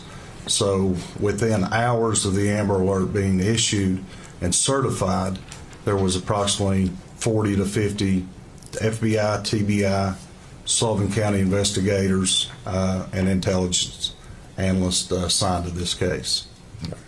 So a number of agents across a number of agencies, all out there, essentially, at least initially, looking for a missing child. Is that yes, a fair sir. statement? That's correct. All right. And so over the first couple of days of your investigation, did you participate in or were you aware of interviews that were done with the defendant, Megan Boswell? Yes, sir. Megan Boswell provided statements to a numerous amount of investigators early on, including me. All right. And would it be a fair statement to say that she gave you multiple different versions about what had happened and where her child might be located? Yes, sir. Repeated stories that we tracked down that turned out to be lies. Objection, Your Honor. That's speculation. As to the word lies sustained. May I continue? Yes. Just different statements that she had provided that turned out to be leads that we tracked down over the course of several days and several weeks. All right. And I guess let me ask you this way, Agent Fraley. Okay, I'm sorry. Were you all ever able to locate Evelyn Boswell? Yes, sir, we were. All right. And was that as a result of information? Well, I guess go ahead and tell me how it was that you were able to. So on March 6th, which this is fast forwarding 17 days since I was brought in with other investigators, 18 days since the initial report on February 18th. We'd been working around the clock, and like I said, there was 40 to 50 of us working, and a phone call was received by Tommy Boswell. Tommy Boswell had called in, and March 6, 2020 was a Friday, and we had worked, like I said, 18 days, and we had come to a point in the investigation where we had decided we need a break. We had exhausted a lot of resources, time, and we were at a place where we didn't feel we should go on at that time. We should take a break, and it was a good pause point, if you will. So on the afternoon of March 6th, again, it was a Friday, the plan was the investigators to go home, reset physically and mentally. We were exhausted, and try to just get a sense of normalcy, if you will, over the weekend and come back Monday. If anything would have come up, we would have responded. But in the late afternoon on the March 6th, on the Friday, Tommy Boswell called in. So we agreed, the four of us, myself, Special Agent Gratz, who's also another TBI agent, investigator Tracy Raz, who is a Sullivan County detective at the time, and investigator Michelle Gillum, who was an investigator at the time. We'd been working together for those weeks.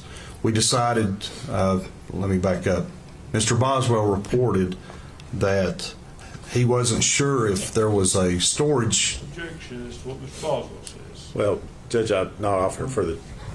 Truth of the matter asserted for the effect on the listener.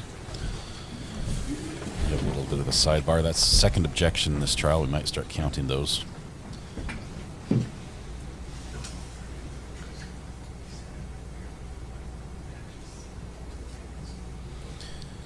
Give me 1 second to just make sure we're up to the second. Okay, there we go. Little sidebar. Sustained. Agent Fraley, as a result of the call that you got, and let's step back a little bit, Tommy Boswell is the defendant's father, is that correct? Yes, Megan's father and Evelyn's grandfather. All right. As a result of the phone call that you received from Mr. Boswell, what did you all do next? We went to Mr. Boswell property located on Muddy Creek to conduct a search there. All right. And is that property located in Sullivan County? Yes, sir. All right. I think it's 539 All right. Muddy Creek Road. All right. Agent Fraley, in the course of your investigation while you were out there, did you create a sketch or diagram of the Boswell property? Yes, sir, I did. All right. If I could, I'm going to hand you a document, ask you if you can identify what's shown. Legally Blonde, thanks for bringing the friend. Adventurous Toker 4206, welcome. Thanks for coming with Legally Blonde. Excuse me, this is a hand-drawn document. It's a sketch of like an aerial view of the property there at Mr. Boswell's at 539 Muddy Creek Road, Bluntville, Tennessee. All right. And does that diagram accurately show the layout or the placements of various sheds, outbuildings, trailers, roadways there on the property? Yes, sir, it does. All right. Judge, we would move to make that exhibit number 6. Any objection? No, sir. Be full exhibit 6. And if we could, I'd like to publish that to the jury.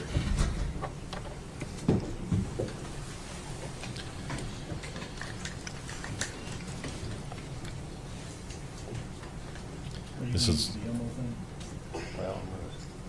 is when we get to see if we're going to see the evidence on the wall. Currently, the large TV opposite the jury is used to display the Zoom connection that you see on the prosecution desk as well. So if they can wrap Elmo projector into that, that would be great for all of us.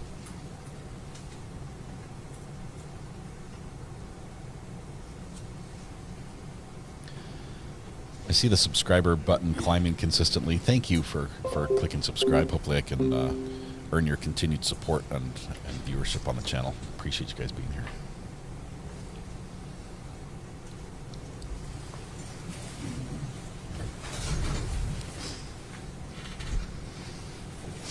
And Judge, Agent Fraley may need to step down. I don't know if he can. I may need him to step down for the witness. I don't know if he can. If I could hand him a laser pointer. He needs to, that's fine. As long as we can pick him up on. I can see that. Can you see it okay yes, from there? sir. I didn't know if you would be able to. He hands the laser pointer to the bailiff. The first thing the bailiff does is look at the end where the laser comes out. Are you okay from? Yes, sir. I can see that. And I have it in front of me as well on my screen. This is my level of artwork. If you would kind of so point out, I guess, the major landmarks that are shown there in the diagram. Yes, sir. So this top house here is Tommy Boswell's, as it was described to us. This resident here was a mobile home that was described as his mother's. This is the shed that we had information on right there. That's like a yard barn or an outbuilding. And then here is notated as what we described and what was described as a playhouse. I don't know what happened. Hold on a second. It's like it lost your speed. This view, as you can see on the Zoom, is a camera mounted over the jury box looking across the courtroom away from them, or in the same direction the jury is looking. The judge would be on the far right, with the witness just off screen on the right. The prosecutor is there in the fuchsia. I was going to say, if you'll just hand me the.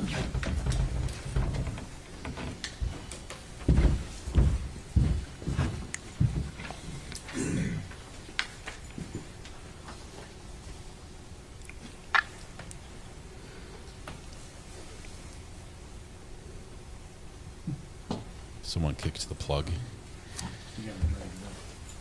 It's rebooting.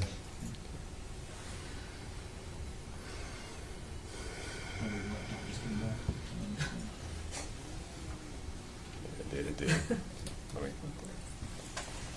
you remember the artwork we saw in the ski crash case in Park City, Utah? You need me to disconnect the laptop, Judge? Do you remember the skier artwork on that one? The stick figure people.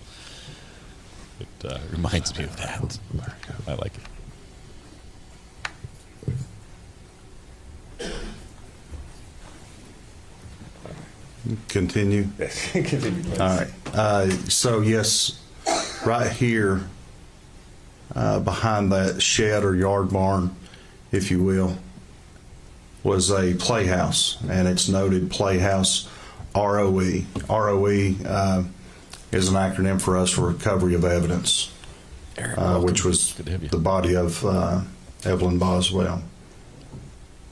Up in the right-hand corner is my notes are like a key to this, which indicates the date, our case number, the location, and my signature with the date, notating that I was the one that drew this sketch.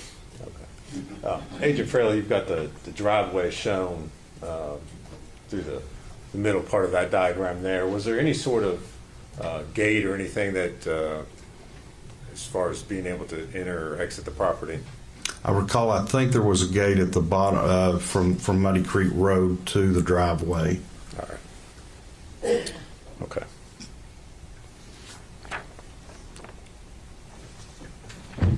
Muddy Creek Road is so Tennessee. That's the name of the street. Love it. Everything's to scale for sure. It's ortho-rectified.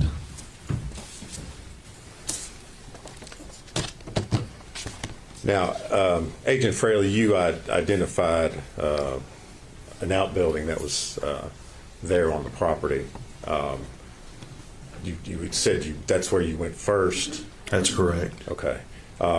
And I guess tell us what you found or what you observed when you went to that outbuilding. What was found there were multiple boxes of belongings of Megan Boswell that contained a variety of items specific to a young child.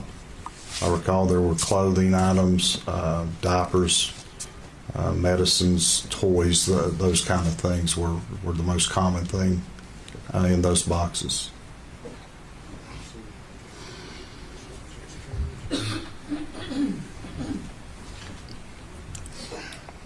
Agent Fraley, I'm going to show you 3 photographs and ask you if you can identify what's shown in those.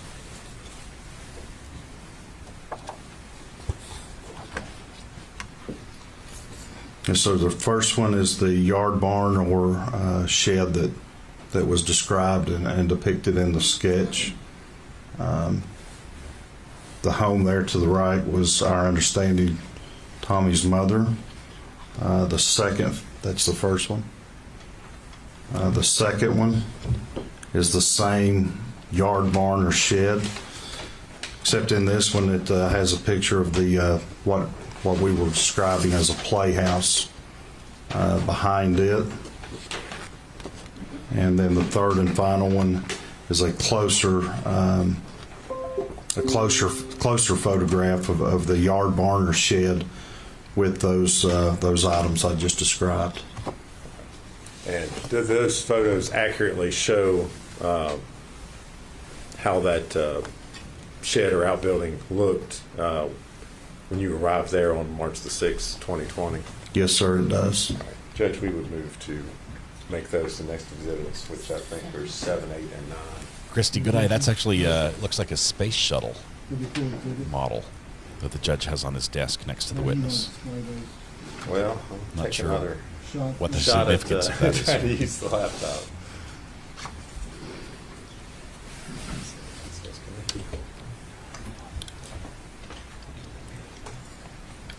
General, which order did you want these pictures marked? Whatever. I want them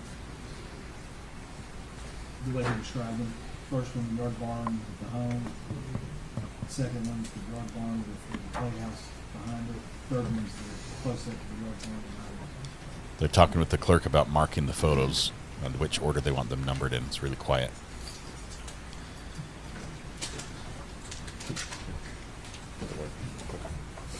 It definitely looks bad that all of Evelyn's belongings were thrown out as well.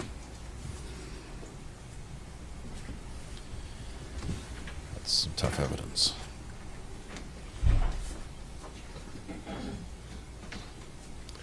May I see those? Make sure we've got the right.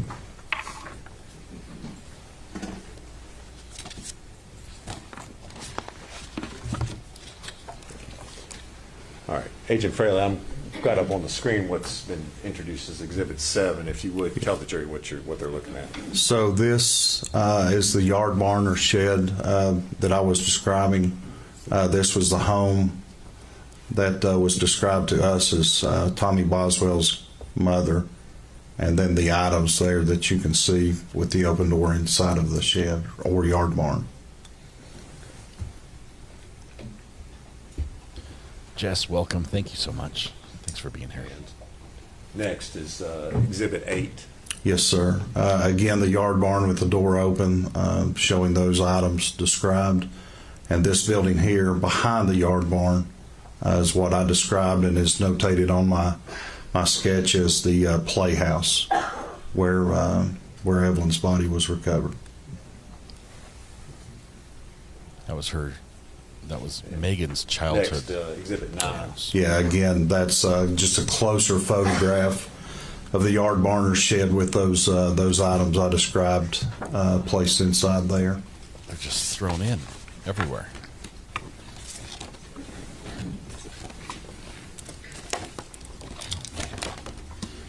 All right.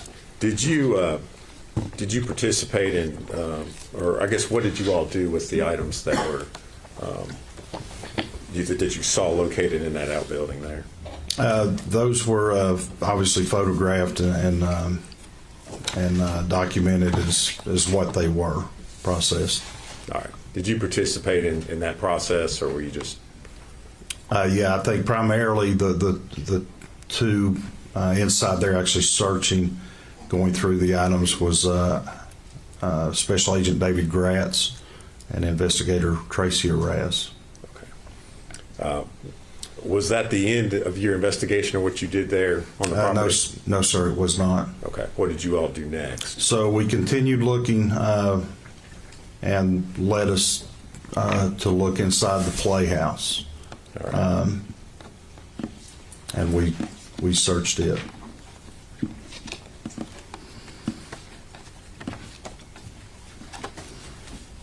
And what did you find, if anything, upon looking in the playhouse? There were, once the door was opened, right inside the door, as the opening of the door, was a trash can, like a tall kitchen model, common trash can, and 2 bags of trash beside of it.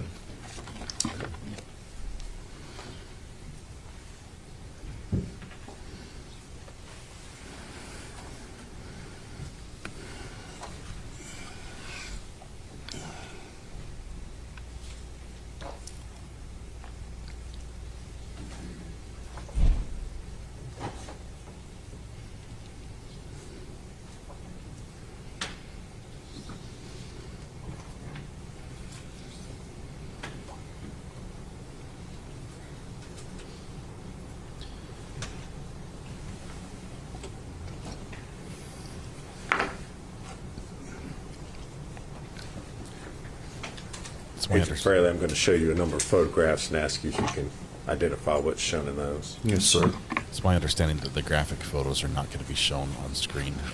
The first one I'm reviewing is a standalone picture of what I described as the playhouse that was by.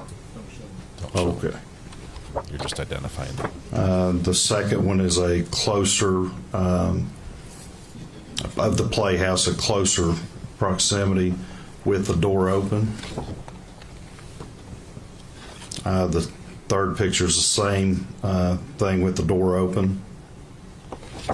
For that, I mean, I don't want to show pictures. Third one of the is child's body. a closer photograph with the door open. It does depict. The third one depicts the trash can with the bags of trash, as does the second one depicting the trash can. The first one, the door was closed. The next one depicting an open door with the trash bags and the trash can.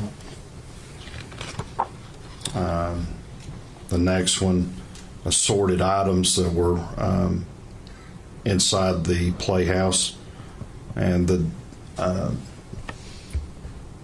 they appeared at that time. They had been there longer than the trash can and trash bags.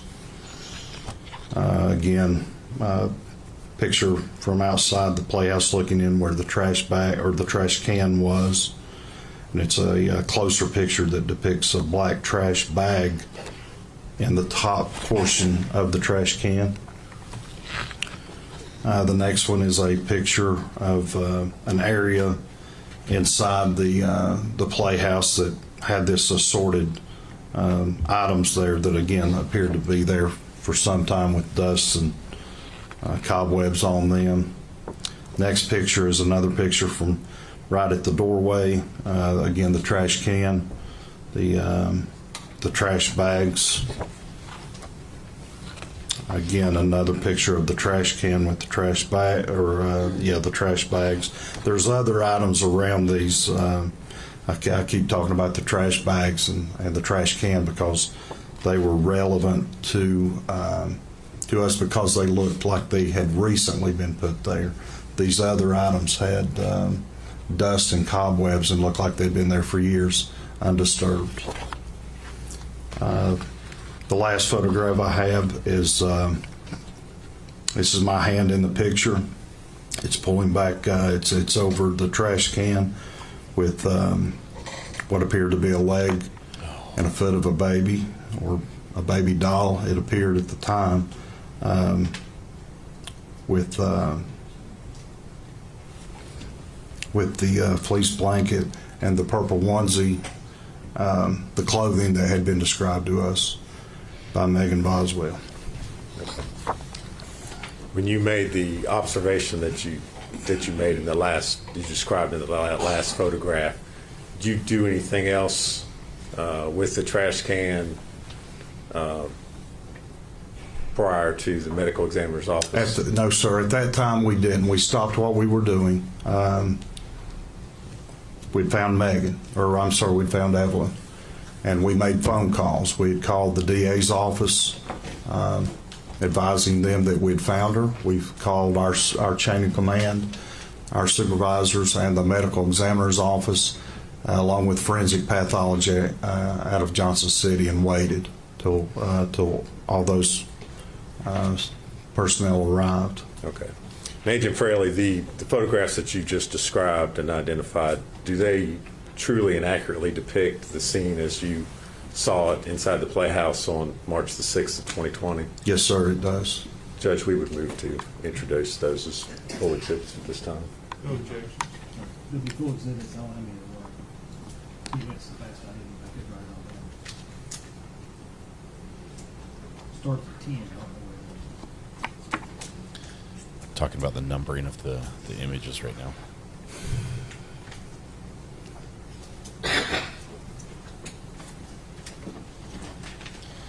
I imagine a lot of the law enforcement that was participating in this weeks-long search for Evelyn, their parents themselves, and had a sense of urgency.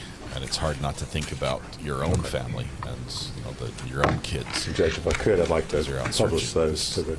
This must have been devastating for them.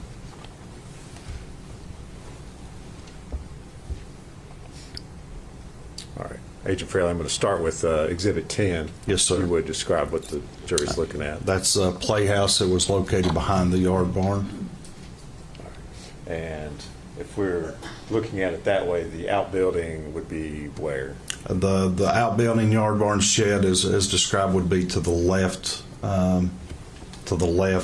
out of the picture, back this way from the yard barn, or from the playhouse. All right.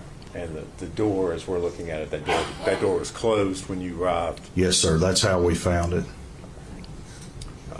Next, I'm going to show you Exhibit 11.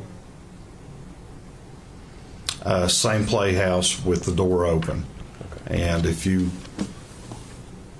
look inside the door right here, this white trash can is the trash can that I was describing as I was reviewing the photographs. All right. As you opened the door, was anything disturbed or moved, or did anything shift? No, sir. Nothing fell out onto you. As you can see, there's a front porch there. It was opened, and it is as it's seen. Obviously, the trash can's kind of tilted the way it is there, and the other items throughout the playhouse. Right. So the only difference between the prior photograph we looked at and this one is that the door, you all have opened the door so that you could see inside. Is that correct? That's correct. Okay. Next, I'm going to show you Exhibit 12. Same, obviously, playhouse, just from a different angle. You can see the trash can there on the left, and those two, you can see the main portion of one bag and partial portion, excuse me, of a second trash bag, two white trash bags there. Obviously, other items, the blue tote, the brown piece of furniture, and other items there. Now we're looking at Exhibit 13. Yeah, again, there at the playhouse, just a closer angle or closer photograph. Okay. Right inside the door. You mentioned earlier that it looked like or appeared to you that some of the items had been there for quite a while, and that some of them did not. Yes, sir. Is there anything in that photograph that indicates that to you or that you can see? Yes, sir. So the trash can and the 2 bags appeared to me that they had been placed there recently. The other items, like I said, the blue tote, those other things, these right here, that cardboard box, these items back here on the shelf, they just look dated and like they'd been undisturbed for quite some time because, again, they had dust and Does that say Evelyn through that trash cobwebs bag on the right? located throughout the playhouse, except for that portion right there, right at the front door. Now I'll show you Exhibit 14. Yes, sir. What are we looking at there? Same thing. That's right inside the playhouse to the right. If you just stuck your head into the playhouse from the doorway, this would be to the right. And again, these items you can see specifically on this bag here. Well, a lot of these things, it's just dust covered, indicating to me that it had been there a while.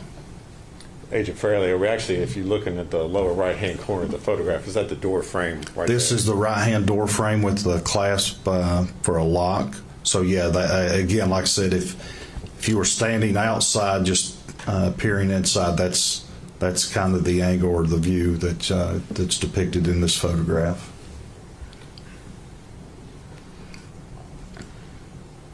All right. Now showing you Exhibit 15. Yes. The trash can again, this is taken from outside the doorway. This is me here. So the photograph depicts me, and then inside here, and the trash can with the black trash bag unraveled at that point. Had the trash bag been pulled up out of the trash can, or was that just kind of like the top was opened? All right. The trash bag remained in the trash can, but the top was opened. Now showing you Exhibit 16. Again, looking inside, it was a very small playhouse. I don't recall the dimensions, but maybe 10 by 10, 12 by 12, small floor plan with that, and then those were steps leading up to like a little loft inside that playhouse.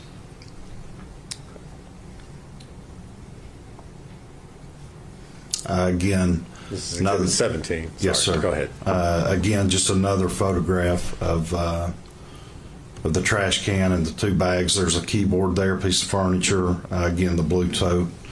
Just multiple pictures of kind of like the same thing, same angle, same point of view. Just multiple pictures of that. Again, the trash can again. This is Exhibit 18. Yes, sir. Sorry. Again, the trash can with the black trash bag inside the trash can. Blue tote, other items there inside the playhouse. Agent Fraley, there appears to be something on the inside of the white trash can. Were you able to? Right there. Right there. Okay. What is that we're seeing or looking at? I can't see clearly what that is. I don't know if there's another piece of trash bag. Okay. I'm cutting away from this. And Exhibit 19. Again, after this was that black trash bag portion had been pulled away, this was the next layer down inside the trash can, which contained Evelyn Boswell's body, clothed in a pink fleece onesie with penguins and a gray and white fleece blanket. All right. The portion of the body that you see there is her leg. Okay. Did you in any way disturb or move or do anything with the contents of the trash can? No, the glove in the top portion of that is my hand. Pulling that back to confirm and take a photograph. That was the only thing we disturbed, okay, if you will. All right. To take the photograph, and then at that point we stopped and then made the appropriate phone calls to the medical examiner, forensic pathologist, our chain of command, and the DA's office. Okay. All right. Thank you. So what happened after you made those phone calls as far as the investigation was concerned? So after that, like I said, all these people arrive, and our concern is to process the evidence. We did so at the direction of the forensic pathologist. And so while decision was made was on that front porch of that playhouse, which was just right outside the doorway, was to place a body bag there on the front porch. Open, they unzip and they open. So we placed a body bag there, and I brought the trash can out, and we started removing the contents of the trash can onto the body bag that was opened. All right. And did you participate in that process with folks from the medical examiner's office? Yes, sir. It was Laura Parsons, who works with the forensic pathology, and Dr. Matrina Schmidt, who is the forensic pathologist there. Okay.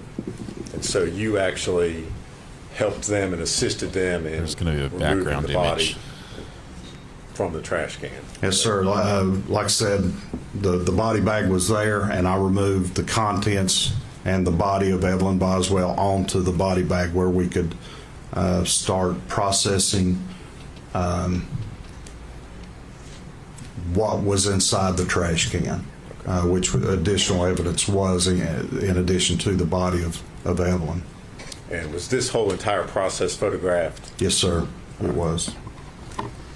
I'm running about a 5 or 6 second delay, just in case there's a mess up with the camera.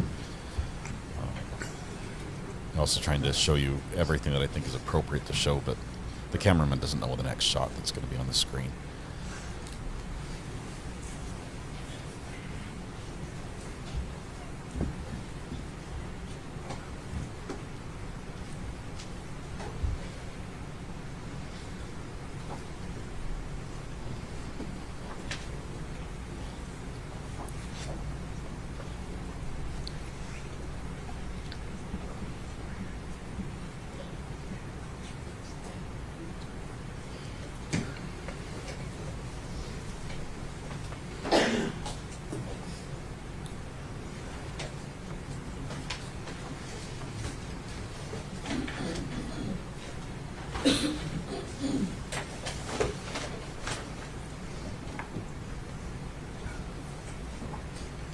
Some of these photographs may be visible as he flips them on the stand.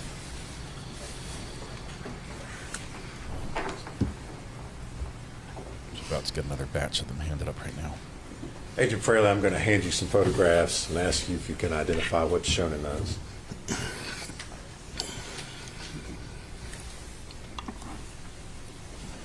The first one is, as I just described, the body bag that's unzipped and placed on the front porch on top of paper. I think it was butcher paper we rolled out. But the first one is me removing the contents of the trash can, which included Evelyn's body. That's my arm in the top portion of that photograph. The second one continues that bag and the contents, Evelyn's body, being removed onto the body bag. The third one, the bag is out of the trash can at that point and placed onto the body bag. The same contents, different angle, but it now has a evidence marker number 4 beside that, the trash bag and contents. Your Honor, if I need to slow down, I will. The next picture is the trash bag with me pulling back the trash bag, showing what's inside. That depicts a a gray and white fleece blanket, and you can see where my hand is. It's a gloved hand. There's some aluminum foil there, evidence marker number 4. Again, a wide angle of the same thing once the trash bag has been removed. It's my hand there in the picture. It shows the body of Evelyn Boswell that's underneath these layers of items. That includes aluminum foil and the gray and white fleece blanket. You can also see some portion of the clothing. Evelyn was wearing the pink onesie fleece with the penguins. The next photograph is an opening of the trash bag that Evelyn was inside of, that shows different items in the bottom of that trash bag. Eggshells, fluids of human decomposition, and other items. That's my hand in the top, my foot in the top portion of that photograph. The next photograph is again the same trash bag with the contents that I just described, with the body of Evelyn to the right of that. That's going to be her head and upper portion of her body that's wrapped in this aluminum foil. The next photograph is just the body, again in the same state, with the aluminum foil, the blanket, the onesie. However, in this one, with some body fluids that have come out onto the body bag, but there are also some pupa, that is insects, basically in between a larvae stage and an adult stage that were inside the bag as well.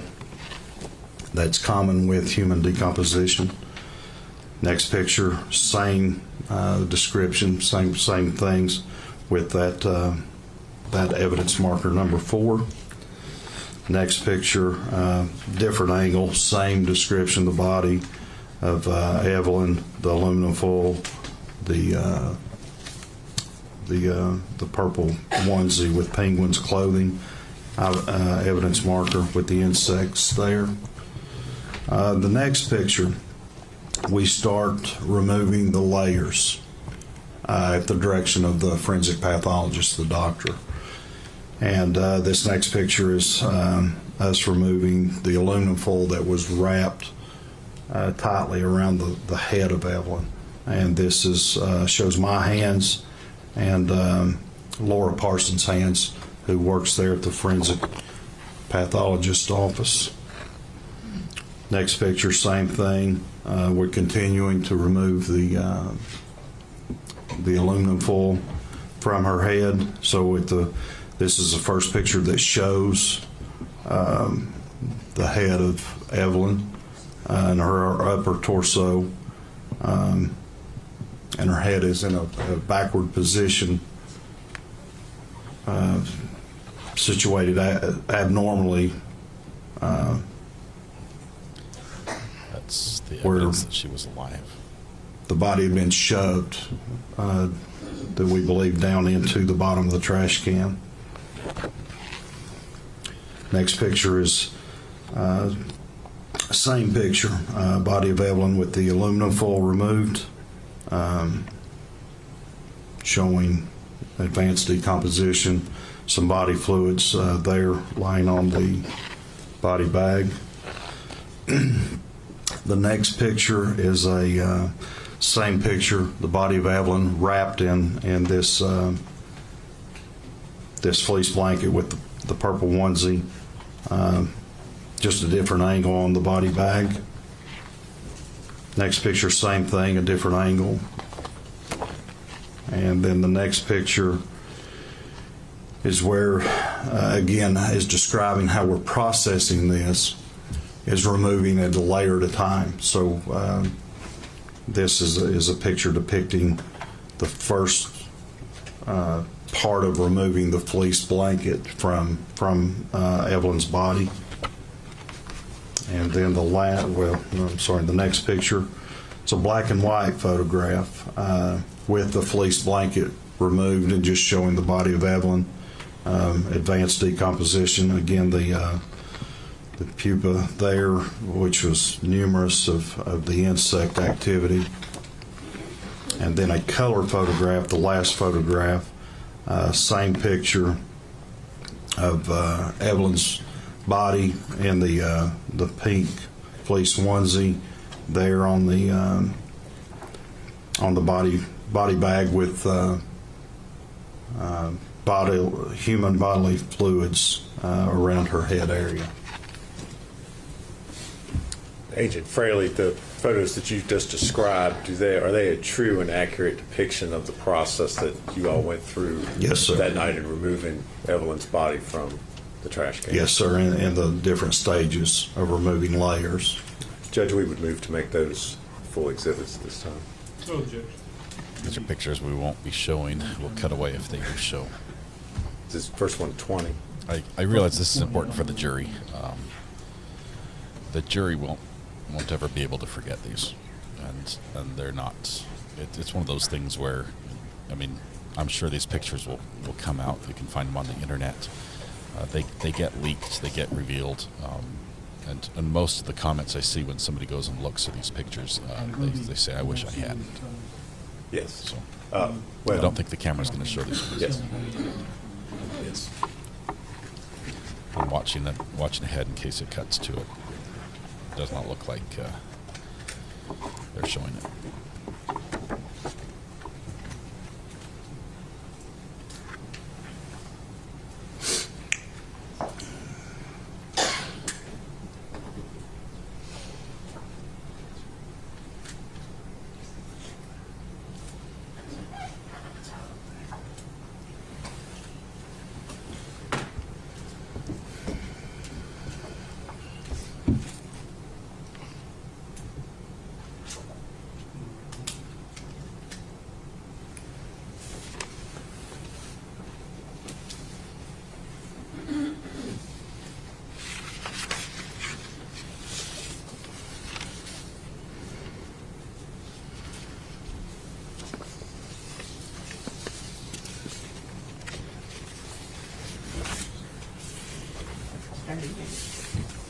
Still marking the photographs right now. 38.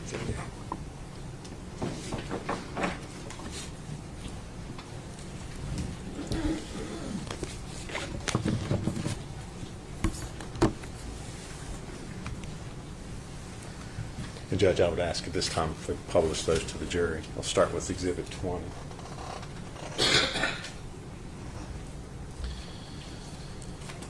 Agent Fraley, if you would describe for the jurors what they're seeing in this photograph. So this is after we removed the trash can from inside the playhouse. Like I said, this is my arm, and it's the first stage of removing the contents of that trash can that included the body of Evelyn.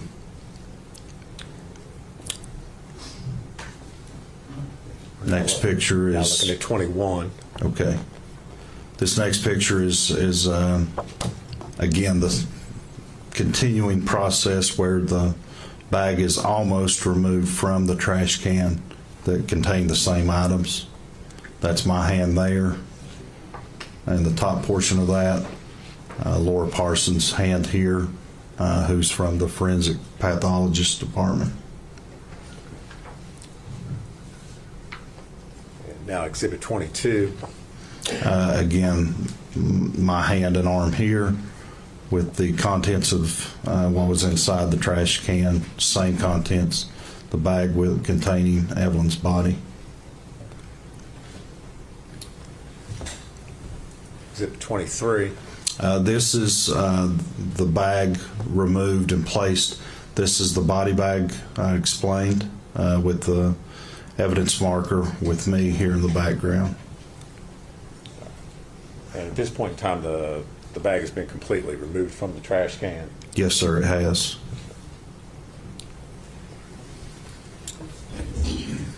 I'll show you Exhibit 24. Yes, sir. That's my hand there, starting to remove or peel back that trash can or trash bag, and the first portion of removing that layer that shows again the fleece, the gray and white fleece blanket, and then over here you start to see the aluminum foil that had covered Evelyn's head. All right. So just so that the jury is orientated as far as the photograph's concerned, Evelyn's head, as you all found it, is in the left. As we're looking at the photograph on the left side. As we're looking at this photograph, her head would be right underneath where my hand is, covered in this aluminum foil. It's still inside the bag at this point. All right. Now looking at Exhibit 25. This is just the first photograph of Evelyn's body outside the trash bag. The trash bag has now been fully separated from Evelyn's body. Again, the evidence marker number 4. This is my hand here removing and holding the bag. This would be her head on this side of the photograph with her feet on this side of the photograph. Again, as I've described earlier, the head was wrapped in this aluminum foil. All right. And just so we're clear for the record, when you're describing the head, that's, as we're looking at the photograph, that's on the left side. Yes, sir, on the left. If you can see that pointer, that's where that's at, but facing that that photograph, the head's on the left-hand side, the feet on the right-hand side.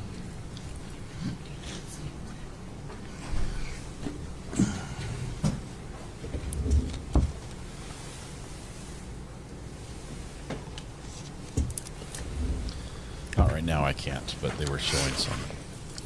Is there? Yeah. To reconnect the judge. It has, but it's just got your blue screen. It's not doing anything. This courtroom, like most courtrooms, struggles with technology.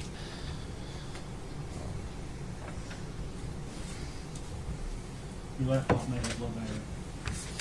I don't know if it's plugged in or not. Just for information, in the Florida case, they're approaching 7 hours and 30 minutes of deliberation in the Collin Griffith trial. Still no verdict. And also just now approaching the time that we expect Thurston County, Washington to maybe come back in the office and start working. They're on the West Coast.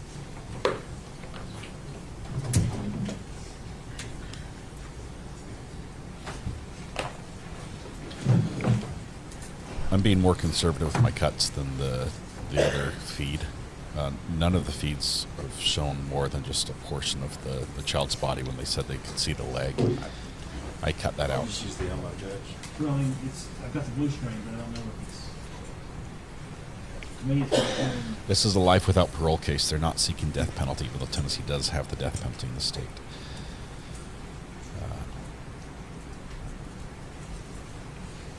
You should see what I'm seeing on the face. That monitor on top.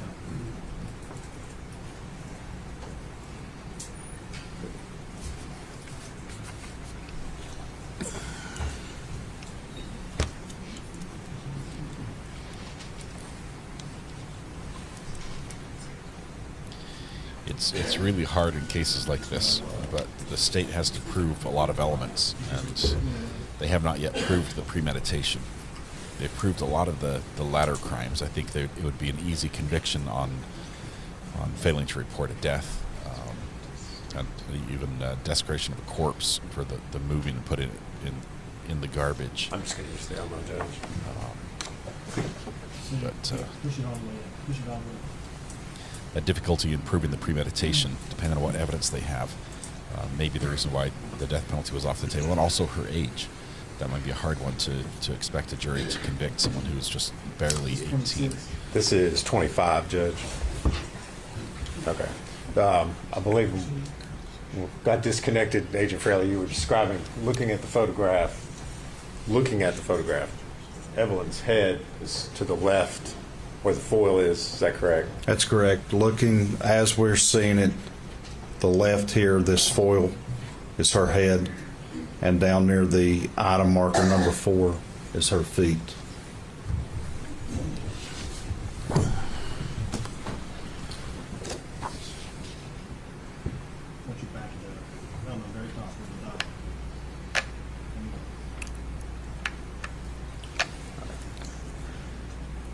Showing you Exhibit 26. Yes, sir. My hand here. Another set of hands, Laura Parsons here.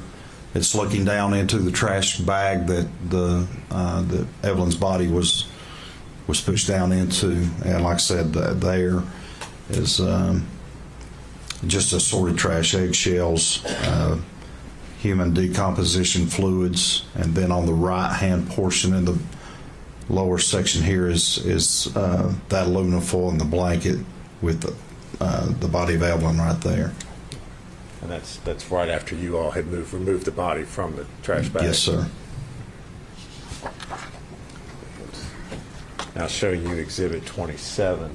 Again, a similar depiction of the last photograph, just it's a wider angle that's kind of showing the aluminum foil that's kind of formed around her head with the rest of her body there down to probably about her upper torso.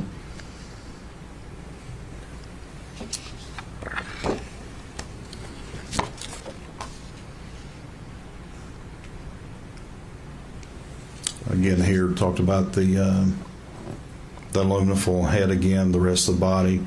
Right here's what I'm describing as the insect activity of mid stages of pupa. That is basically in between the larvae section and the adult section of the insect, typical as flies. Now looking at Exhibit 29. Again, just a different angle of Evelyn's body that's underneath these layers of aluminum foil, fleece blanket, down to her clothing, the purple fleece onesie with the penguins. And at this point in time, you all have not removed any of the items from the body, is that correct? No, sir. No. Again, what we tried to do at the direction of the medical examiner and the forensic pathologist was remove these in layers.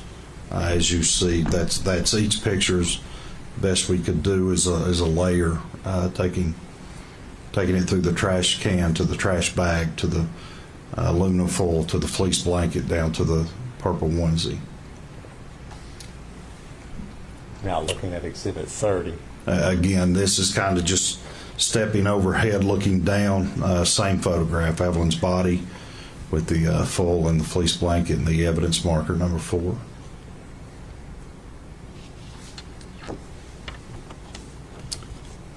Now Exhibit 31.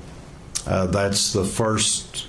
Again, as I've described, taking this by layers. So this is us removing the aluminum foil from Evelyn's head. And if you would, describe for the jury the processing. Was this a difficult process? Was it easy? How was the foil attached? The foil was attached. It was compressed. It never occurred to me that when the body of Evelyn was placed or forced or shoved into this trash can, that this was a piece of foil that was just kind of put on there. This appeared to me to be formed around her head with the contours of her face, the eye sockets, how they're concave. This was formed. It wasn't just happened to be there and the body of Evelyn placed there and it just happened to meet up. It was formed. Okay. So did it take you all a while to remove the foil from the body? Not long, no. Like I said, once we got there, we Laura Parsons and I separated the layers, as you can see depicting in these photographs. And And that's as far as we went. Once we got I think the next one will be the fleece blanket. But once we got to the body of Evelyn in her clothing, which was this purple fleece onesie with penguins on it, we stopped, and I'll continue at that point. All right. I'm going to show you Exhibit 32. Right. Again, this is just the next step, continuing removing that foil from Evelyn's head. Okay. And at this point, it looks like you all have essentially removed all the foil. Yeah. Yes, sir. Yeah, it's off of the head and being pulled away by Laura Parsons.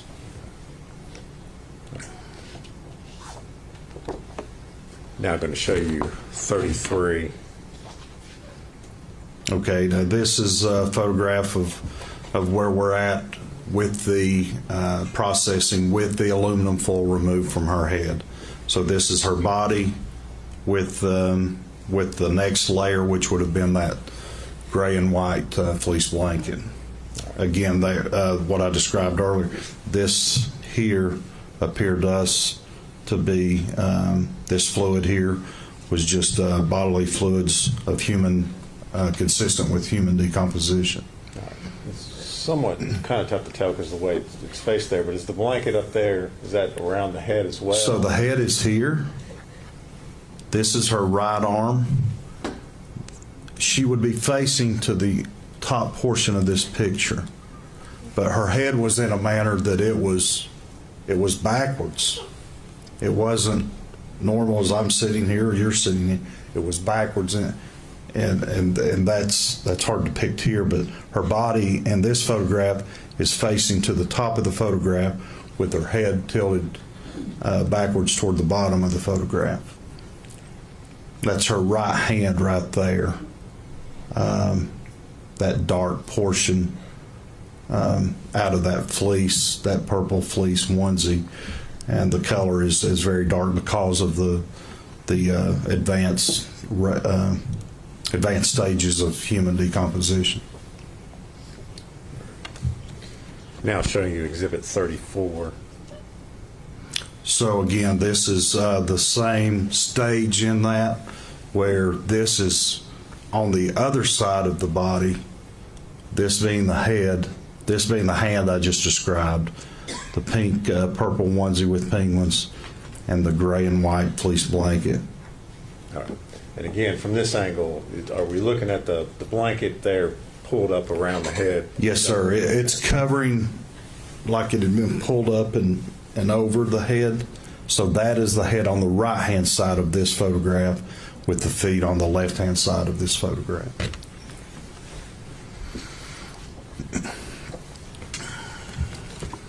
Now showing you Exhibit 35. This is, again, same Evelyn's head on the left this time.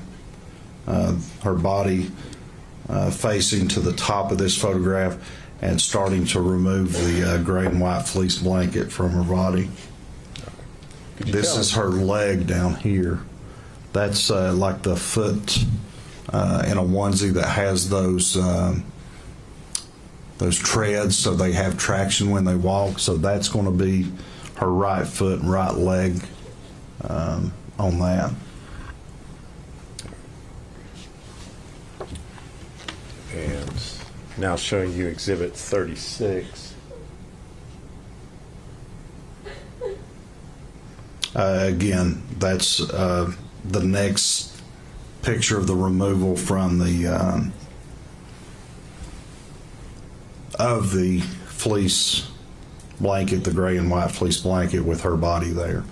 And you see, again, it's going to be her right arm there and her right hand right there.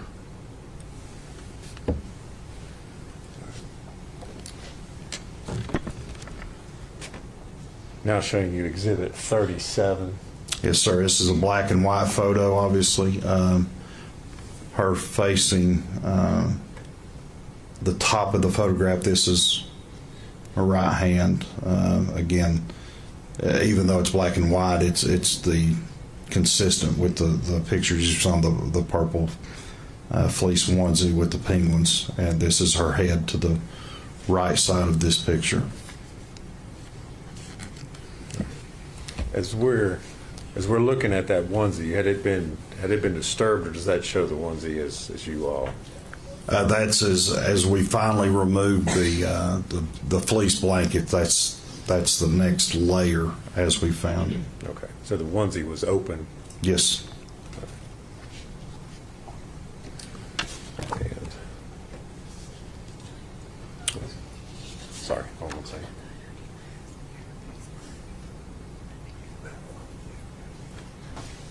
Now I'm going to show you exhibit number 38. Again, this is the body of Evelyn. That's her head. There's her legs and feet. There's her right hand there on that body bag. Okay.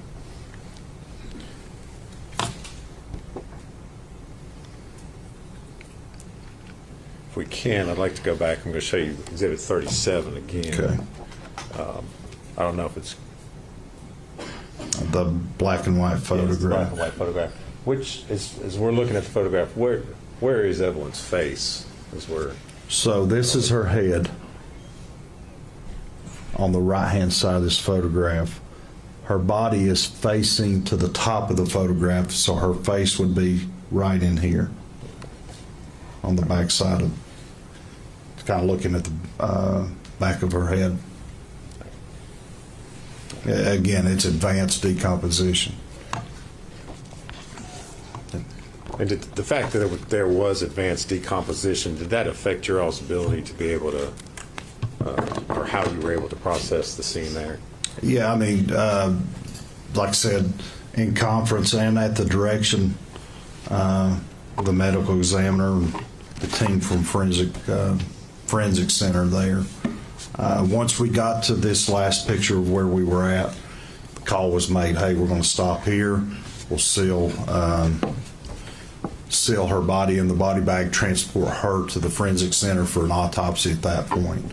And we continued processing the scene there for collecting the items. And we took those items to the Sullivan County Sheriff's Department, just where we had better lighting, better environment to log and process evidence items that were also discovered.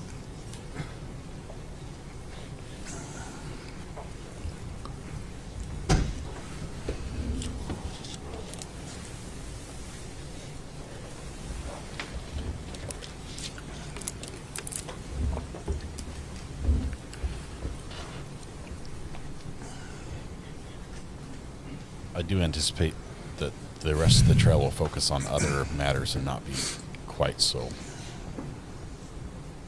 heart-wrenching.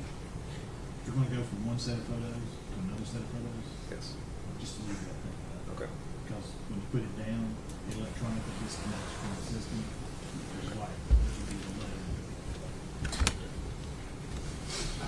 Judge explains the Elmo shuts off when you put the Agent Fraley, you described camera down. the process of, I guess, taking the other items, the trash bags that you recovered from there, removing them from the scene and then taking them to the sheriff's office. Is that correct? Yes, sir. Okay.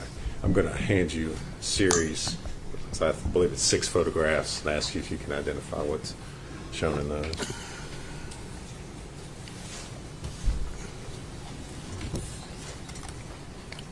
This first photograph is a picture looking over the top of the trash can, looking down in it. In the bottom of that, the most notable item is a Martha White chocolate chip wrapper with other items. Was that the trash can the body was found in? Yes, sir, it was. The next one is a photograph of the trash can with Evelyn still in it at this time. This was an earlier photograph taken prior to the removal of Evelyn in the trash can. What's important and noted here is a piece of chewing gum that is attached to the inside wall of the trash can. The next photograph is after I removed the trash can and the trash bags. from inside the playhouse and just set them out on the porch of the playhouse prior to going through the pictures we just looked at, processing the removal of the layers leading to the body of Evelyn. Just another picture, trash can. Evelyn still remains in there. You also see the chewing gum on the inside wall of trash can there, and the other bags of trash. This next one is the 2 bags of trash that was removed from the playhouse with the trash can. Another angle of those 2 bags of trash that was removed from the playhouse there on the front porch of the playhouse. So were there any other items besides those 2 bags of trash and the trash can that were taken out of the playhouse?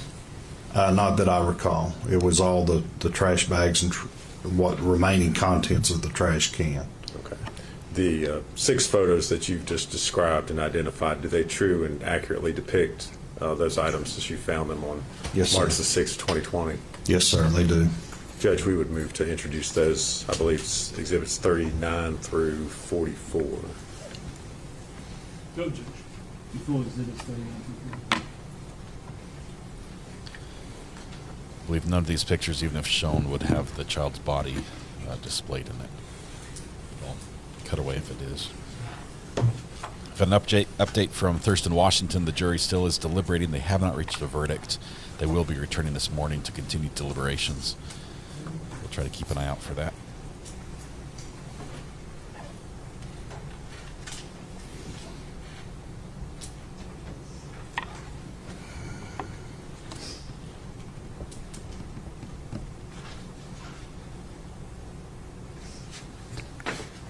Not asked to publish those to the jury at this time, Judge. Agent Fraley, we're going to start with Exhibit 39.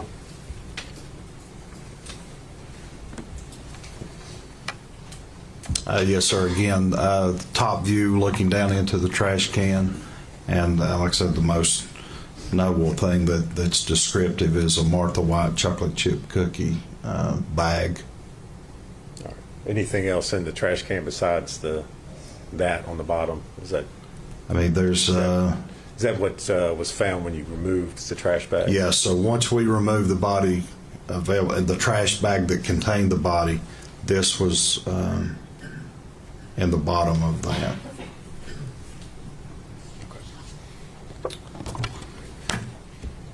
Now showing you Exhibit 40. Yes, again, a top view again of the trash can that shows the fleece blanket and chewing gum there on the inside wall of the trash can. And if you would, just kind of point out or use the laser pointer to show what. Yeah, so this right here,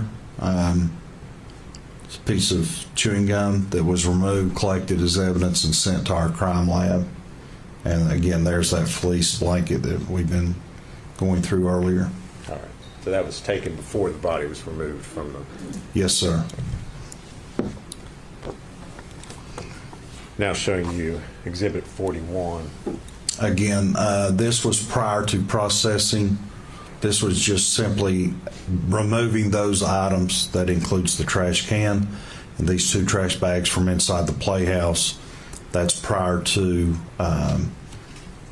laying out the body bag and removing the trash bag with Evelyn's body onto this front porch. But this is where all of that was processed in the field prior to transporting Evelyn to the Forensic Center for autopsy, and prior to collecting, processing, bagging, and packaging the other items to go to our TBI lab for analysis. Again, same Exhibit 42. Yes, sir. Same picture or same items, just different angle. 2 trash bags, trash can. And again, that was taken before you all had. Yes, sir.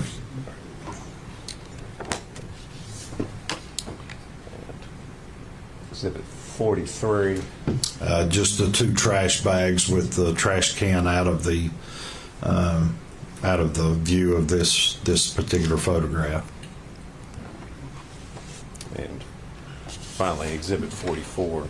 Again, just a different angle of those two trash bags without the trash can in that photograph. And both of those are, like I said, were on the front porch of the playhouse. Okay.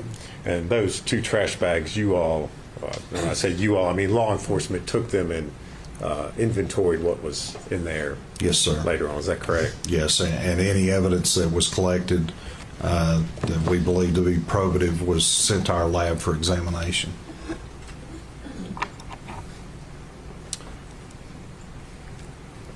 Agent Fraley, I know you did and you've described a number of different things that you did in the course of this investigation. Did you personally interview Ms. Boswell during this whole process? Yes, sir, I did.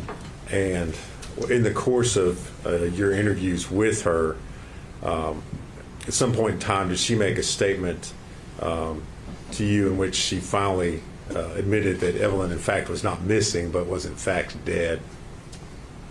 Yes, sir. On February 25th, at the Sullivan County Sheriff's Department, Sullivan County Sheriff's Detective Jonathan Licklider and I interviewed Megan. Okay. And at that time, she told you all that, in fact, Megan was deceased. Is that right? Yes, she. Okay. That among other things as well. Okay. Yes, sir. During that interview, did she describe or give any description of the clothing that Evelyn was wearing? She did.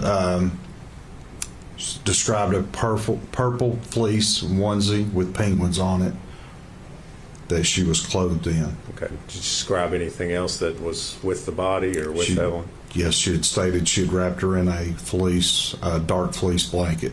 All right. And how did you? I know we've seen pictures, but how did you find Evelyn? What was she wearing, and what was she wrapped in? Exactly what Megan had described to us for the clothing and the blanket. All right.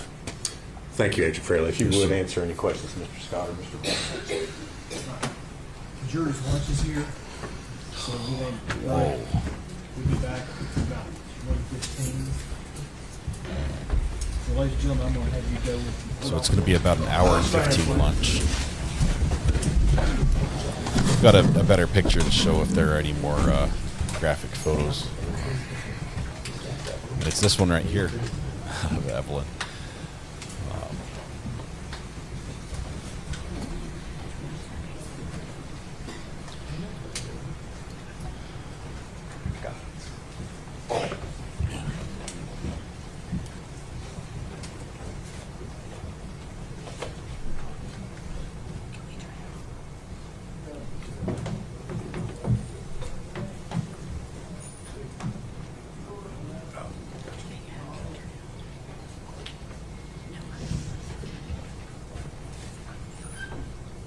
Be seated. Let's see if there's any business here. I've also got information that the witness that in question is out in the lobby.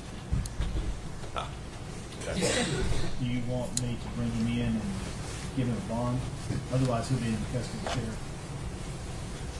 Because the order didn't have a bond set. I would prefer that. I'd also ask we instruct him to talk to us before. I guess. Well, okay. I mean, otherwise, I'll just ask that he be held without bond. I don't care what you do with him, but I don't think it's the court's purpose Okay. Well, to tell a witness to talk to someone or not. Okay, that's fine. That's fine. The witness is out in the lobby. Do you want me to bring him in and give him a bond? Clearly, he's in custody. I can tell him if he doesn't come back and I tell him to come back, that he will be held. Yeah, that's fine.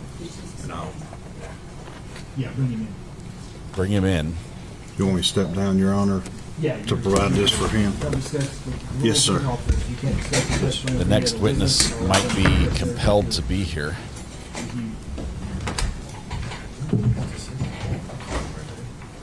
What's his name? I don't have the word. Austin Feller. Austin Feller. F-E. Feller, F-E-L-L-E-R. Austin Feller is the next witness. He's being brought in from the lobby and given a bond, or held without bond, one of the two.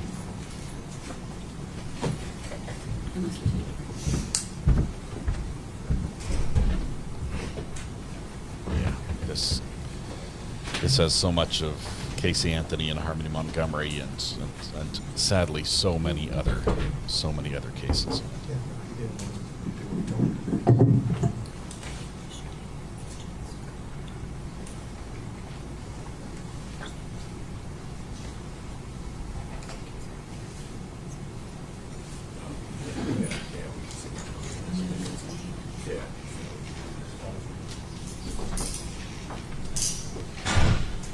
Here in handcuffs. Is he in custody? No, not if he's in the lobby, I don't think.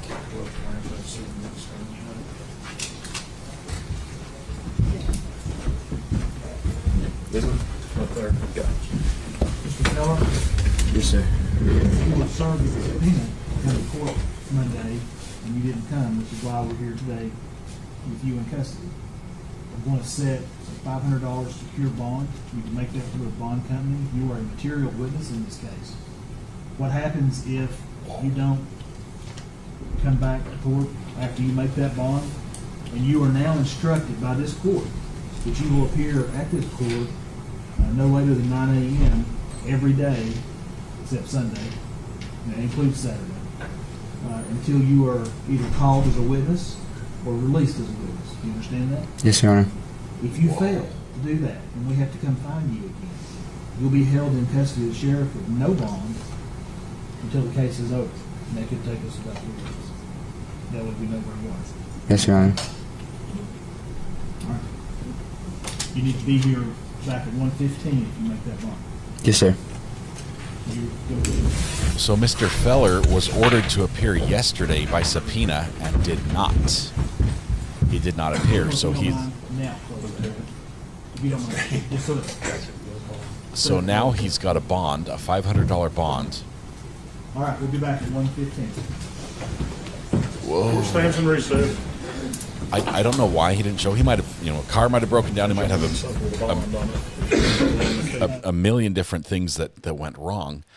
But he didn't show up for court, and he was supposed to be there. He was subpoenaed to be there. He has to be there. That subpoena orders you to appear in court. He didn't show up. The judge now says that from now until when you are released from your subpoena, you will be here every morning at 9 a.m. for the duration of this trial until you're released.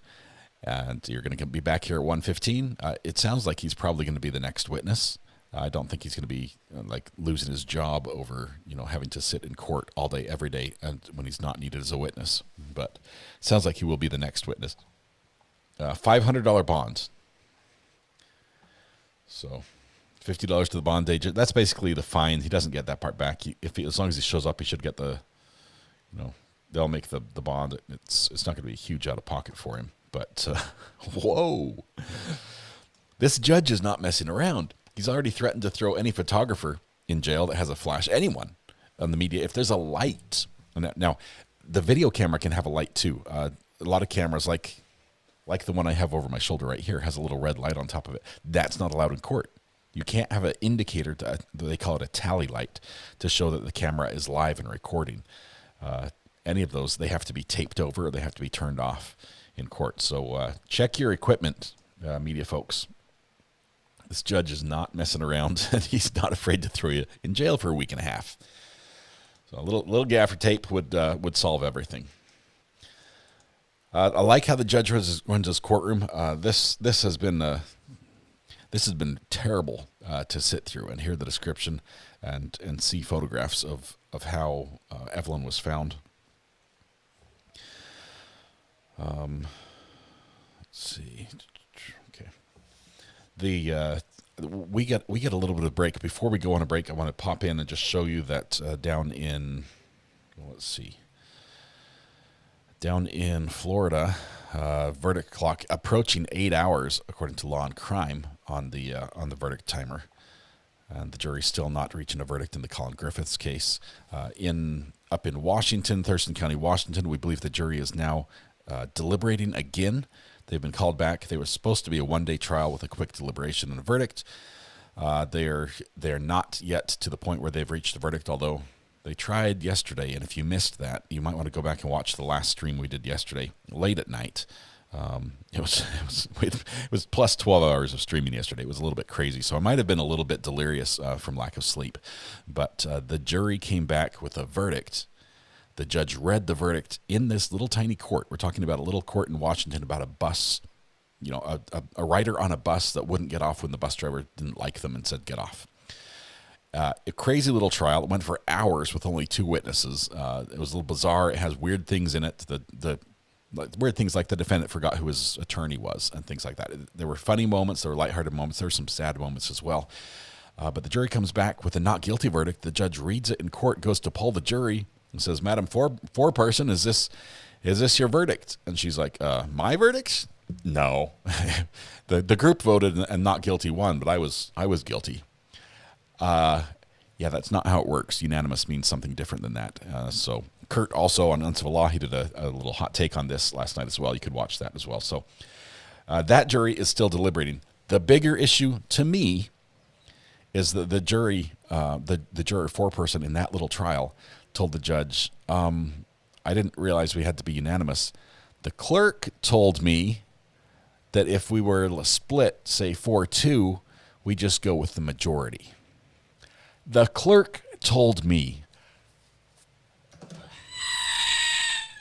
That is the Murdaugh trial, Clerk Becky all over again. It's terrible, and it's terrible for any case that she's been involved with, unfortunately.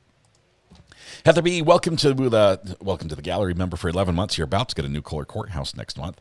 Megan Boswell happened in my hometown. Did we just start this case? Did they agree to televise it? Yes, this is day one. We've had one witness so far. That was the investigator. And Heather, I realize the ME is going to come to follow, and that will be difficult. But probably the hardest testimony of this trial was heard this morning, as they just went piece by piece of how they discovered her body when they did find it, how they discovered Evelyn, and the condition it was in, and where it was, and in the trash, and how it was wrapped, and how she was basically just thrown out with the kitchen garbage, and just left to rot. It was quite difficult to listen to. I'm hoping that going forward, that the state focuses on some of what I would say are the more significant charges. I realize it's awful, it's disgusting, it's unbelievable that someone would do that to a human, that a body. That's the desecration of the corpse side. The state has to prove the murder, and it's going to require to prove premeditation, and so I think we're going to get a little bit into that to prove that later. All right. Anything else to discuss today? I think we're going to take a lunch break. I can tell you I need it. Take a deep breath. I'm going to go hug my kids and have some lunch, and then we'll be back this afternoon as we continue this trial. It's a tough one. I appreciate everyone in chat being there for each other, for being supportive, for being understanding, and hopefully we can continue with this case. I do think it's important. I think we can't hide from the fact that sadly cases like this happen all too often in all too many states and too many communities, and it's something I think that we need to raise awareness within ourselves as well as within our communities, and figure out what we need to do to help stop this. That, like the state said, this was preventable. I don't know the facts. I don't know the people involved. I hesitate to judge them on their actions or inactions for periods of time that I'd like to think I would do something different. But I just wasn't there, and I just haven't been in that situation. I don't know. But I think what we can do is watch this and look for the warning signs that were there, and look then in our own lives and see if there's somebody that's close to us who maybe needs to be reached out to, and see if we can help in that way. So that's why I think this case is important. Also, Tennessee did pass a new law called Evelyn's Law that made stiffer penalties for failing to report a child when they're missing or in danger like that. So it changes says considers failure to report while demonstrating a reckless disregard for the safety of a minor to be a Class A misdemeanor, carries a jail sentence of up to 11 months and 29 days, a fine of $2,500 or both. So they want to know sooner, and in this case, it was months. It was months between the last time somebody saw Evelyn and when they actually found her body. So, all right. Verdict watch is now 8 hours and 30 minutes. Okay, so we're about a half hour behind, or LNC is about a half an hour behind. But we'll be right back after lunch. Do take a break. I would strongly recommend you get up, stretch, have something to drink, have something to eat, walk around, make a phone call to a friend, do something like that during the lunch break. These court cases are very heavy. They can weigh on the soul and on the mind. And make sure you take care of yourself. So, a couple people are saying that chat is having problems. I think it might be a YouTube issue. I don't know why. Some TVs are not showing it. It might be an update that YouTube pushed out to your TV, or it might just need to be like restarted and come back in. But we're going to restart after lunch. We'll be back at 1 o'clock, which gives us just under about 50 minutes to have lunch. And tonight when you go home, please hug the people you love. Smile at someone to make their day just a little bit better. And please stay safe till we go live again at 1 o'clock. You guys have a wonderful lunch. We'll see you.